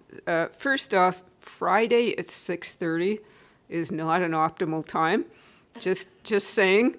I got that feedback loud and clear from folks in my area. Are we going to try to do any of this in person? And if we do we have to wade into the vaccine passport thing or not? Like, how would that work? I can tell you right now that our plan is to have these continuous virtual information sessions. With regards to the days and times, the hope is that through answers provided in the survey, it'll give us a better sense of whether or not these information sessions are really resonating with the community. It'll also give us a really good sense of where we should be communicating information about these sessions too, like whether or not it is through our local media, whether or not it is looking at, display ads on the Coast Reporter, whether or not it is looking at, promoted posts through Facebook. And, to Tina's point earlier, that is something that we are looking at is are we reaching people effectively with the tools that we're currently using? And if we're not, how can we better communicate areas of the budget with a hope to then drawing in people who in the past maybe haven't engaged with us, into this year's budget process. Director McMahon? Yes, and I do wonder also whether, one option might be to go out and do presentations to the community associations rather than hold separate meetings where the people from the community associations go to the separate meetings. It tends to be the same suspects at the same meeting. So if we're not reaching a wider audience, then is it worth doing, I guess is the question. Thank you for that. And I think that will be the exercise of this year's engagement. We'll collect information and find out, did this work? Did this not work? What do we do different? It's nice to see that. Thank you. Any other questions, comments? Director Hiltz. Thanks. If you could just, collateral, I think of collateral damage more than collateral. So if you could just kind of, it seems like a term of art for communications that I'm not really familiar with. If you could just say something about what this collateral piece is? I sort of get it, but a little bit more fleshing out. No, thank you. Appreciate it. I'll make sure we flesh that out further in future reports. So collateral is everything from, leaflets, brochures, ads, graphics, infographics, essentially anything that's visual that assists us in putting our message across. And we're going to be looking to develop those obviously throughout the budget process. Again, based on the feedback that we receive from the public and from the community in our survey, what type of collateral is resonating. Our communications officer, Cecilia Garcia, has done a really great job of doing some research into other regional districts and municipalities to see what they've used in the past and how that's potentially resonated with the public. So, we're not reinventing the wheel here. We're really looking to establish best practice elsewhere and how we can integrate it into our approach. Director Kroll? Thank you, Chair. When I was involved in the budget process, and it seems like ages ago, something that the CFO did as in our meetings was she had it was almost like a Lotus spreadsheet that, a decision would be made and right away you could see how that impacted on the budget. And, a lot of times what happens is nobody pays attention to the budget until it's been voted on, and then it's the orchestra of scorched cats. So I'm just wondering if you would want to get into a situation where, as the deliberations with respect to budget are going on, that on the website for the different areas, how that budget is looking, how it's going to impact on the community. And forewarned is forearmed. Obviously, if something's going in a direction that people don't want, we're going to hear from it fairly quickly. And rather than get to a situation where you've got the Scorched Cat Symphony at a local meeting. So I don't know whether it's something that could be done in a sort of relatively simplified manner, but I found it incredibly helpful when we said, hey, we're looking at doing this, and right away we were able to see how this was going to impact on taxation. Thank you. Any other questions or comments? CAO. Yeah, thanks for that. And Tina, you can feel free to jump in. I think what you're talking about, and we had a similar thing in Mackenzie when I was there. And it's, as a municipality, you have the luxury of having a pretty easy to build. It's not that easy to build. I don't want to take credit away from, or the complexity away from, you enter something here and poof, it shows the impacts. That it can be built for a municipality and used fairly effectively, but because of all the services and all the participants and the way it works in the different areas, it just becomes a very complicated mousetrap at a regional district. To do something simple that's easy to follow, it's just a far more complicated beast. I don't know if that is helpful, Tina, or you had anything you wanted to add.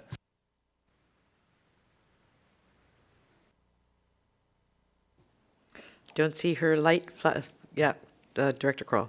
In a backhanded way, I was complimenting the CFO on what she had created that she had presented to the board. And, if you could just export lines from that to the various, how it's going to affect on A, B, C, D, E, F, and the respective communities, it's, it would be, I think, a useful tool. And, commending the CFO on what she presented before. I think the difficulty always is that we put out information ahead of time. We want the community to weigh in, through the survey and say, yes, these are our priorities. But they don't really always do that until we get to the point where we say, okay, it's a 5% increase, it's a 10% increase, or whatever it is. And then it's like, oh my God, what are you doing? And then the information has to kind of come back and be sent to them again for them to tell us, yes, we want this, or no, we don't want this. And again, some people don't necessarily pay attention to that. So it's how do you get that ongoing engagement so that they have the information that supports the decisions we make here, or tell us before we've made a decision that, no, we don't want you to spend money on that. Take that out of your budget. And I don't know how we get that, particularly at the regional district, with the complexity of, all of the pieces that fit into those final numbers that we come to. I guess we'll see how this plays out this year. Any other questions or comments on this item? Mr. Buckley. Thank you, Chair. Just to address Director Kroll's questions there. So, what we did last year was we provided a news release after round one, which outlined the taxation impacts for each individual area and municipality. We then did information sessions, directly with the public, which are area specific or municipality specific, between round one and round two. And then obviously after round two, we then updated the news release with the taxation implications for each individual area. Prior to all that, we provided I think it was two separate full page advertorials at the time the local weekly, and as well as at the Coast Reporter on utility rates and recreation rates. So we are trying to get all that information out to the public. What we'll do this year, which will be a little bit different, is we're proposing that we do information sessions between pre-budget and round one. So that prior to decisions being brought forward to round one, there's an opportunity for the public to have their voice heard. And then between round one and round two, we'll be looking to do information sessions again. So we're adding a layer on that. Again, just learning each year to how we can do this better. Thank you. All right, seeing no further questions, thank you for your report. We look forward to taking part in that process. We're going to move on to item number 9, Annex H. This is a award report for financial audit services, and Ms. Perot, over to you. Yes, thank you. Both the regional district and regional hospital district must appoint an independent auditor to report to the board on the annual financial statements and any other matters deemed pertinent. Requests for proposals are typically issued every 5 years, and our most recent contract term with BDO Canada has expired. There were 2 requests for proposals issued, as the first attempt in July resulted in no submissions. The second submission resulted in 2 compliant proposals, one from BDO and one from NNP. The term of the proposed contract is for 2 years, with the option to renew for an additional 3 years at the regional district's discretion. Additional work is also contemplated in the proposal, especially in relation to the new public sector accounting standard for asset retirement obligations. It's recommended that a contract of up to $244,665 be awarded to MNP, as they met the specifications as outlined in the proposal, are the highest scoring proponent, and provided the best value for the financial audit services required for the SCRD, SCRHD, and the foreshore leases. So we have a recommendation in front of you, and happy to take any questions the committee may have. Thank you. Thank you. Director McMahon, Director Ties. How do these rates compare to the rates over the last 5 years? Well, the ones from BDO really went up. I think they went up almost double or more. And even the type of services delivered. So I think that, things are changing, even in the audit world, meaning you may have noticed there's assumptions that our audits are going to be taking place virtually now. So that's, added some costs from technology for our audit firms, we're told, and however can decrease costs from some of the discretionary items. So yeah, we were quite surprised by the submissions. So the submissions through MNP, though, I think is more in alignment with what we would have expected with some inflationary. It's about 6% more of what we were paying now. So that's I think more in line. Thank you. I know you talk about the regional hospital district as well. Will we need to have a recommendation like this come forward to the regional hospital district board as well? Well, it's interesting because we don't have a process like we do for the SCRD in the sense of having a purchasing policy, those types of things. I think what would likely happen, and I think what's okay from a standard, is we could. I don't think it's required because the engagement letter is really the form that engages the board with the auditors. So I think that's likely the process I thought to follow. So Thank you. Okay, but That's the plan. Okay, good. Director Ties and then Director Toth. In the interest of lunch, I would like to move the recommendations on page 61 as presented. And there's a seconder. All right, Director Hiltz. Before lunch, I had just a quick question on the procurement of the services. So you go out in July, no one's interested, and then I don't understand what a negotiated RPF is. And were they substantially different, or did you throw out a different lure, or how did you catch two where you got none before? Simply put, people didn't have the time. So there were a lot of folks on holidays in July. And so they did let us know that. They tried their best, but because a lot of these larger firms need to coordinate with their national corporations, so that just couldn't, we expected that 3 weeks, and we had a really quick timeline, so that in hindsight was the reason why we probably didn't get any compliant bids the first go round. The negotiated allowed us some, if that happened again, that we could then go to contractors and negotiate directly. So it gave us some flexibility to not have to go out again. Thank you. Seeing no further questions, we have a recommendation on the floor. All those in favor? Thank you. Thank you, Ms. Perot. Next item is Annex I, grant status update. And do we have any questions from the directors? Director Toth. Thank you.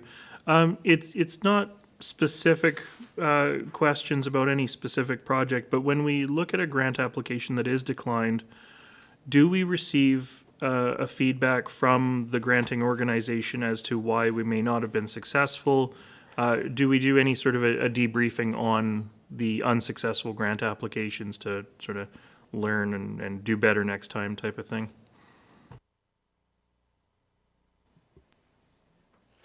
I can take the first run at that, and then if anyone else wants to provide some helpful color commentary. What I can tell you typically is when funders send out their so sorry letters, as we called them in the funding world, we normally speak to the fact that the intake was oversubscribed and there was far more money requested than was available. So we were notifying you that you are not a successful applicant at this intake.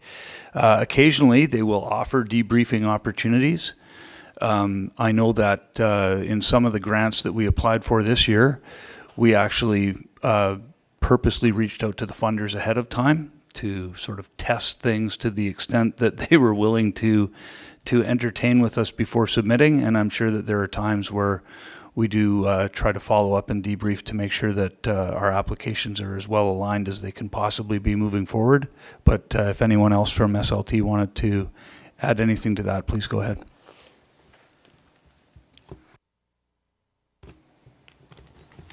I'm going to throw one other piece out, and this came up. We applied for a grant for one of the programs in Seashelt, and we did do the debriefing session.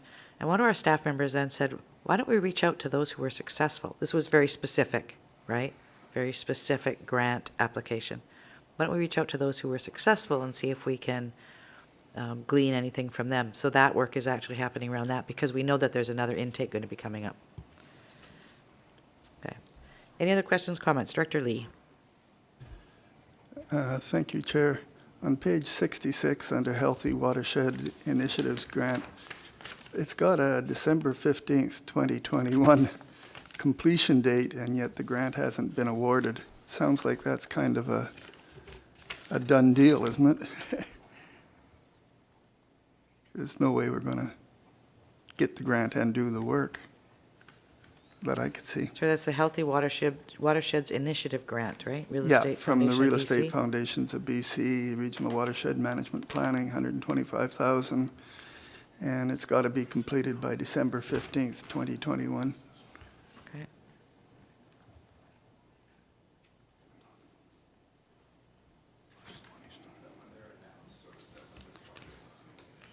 So this is on page 66. Yes. Thank you, Chair. I can speak to that. So I believe that is the date. And so our GM of infrastructure, Mr. Rosenboom, is not here. He can maybe provide some additional information to that specific grant intake. Thank you. It was more of a curiosity. I was wondering how the heck something like that could work, but he's not here, so. All right, any other questions or comments on this report? If not, I will look for a motion to adjourn. Moved and seconded, all in favor? Thank you. Then we have no attendees in the gallery. Do we have any questions that came through any email or any of those? Nothing? All right, we will see you back here at 2 p.m. for the board meeting.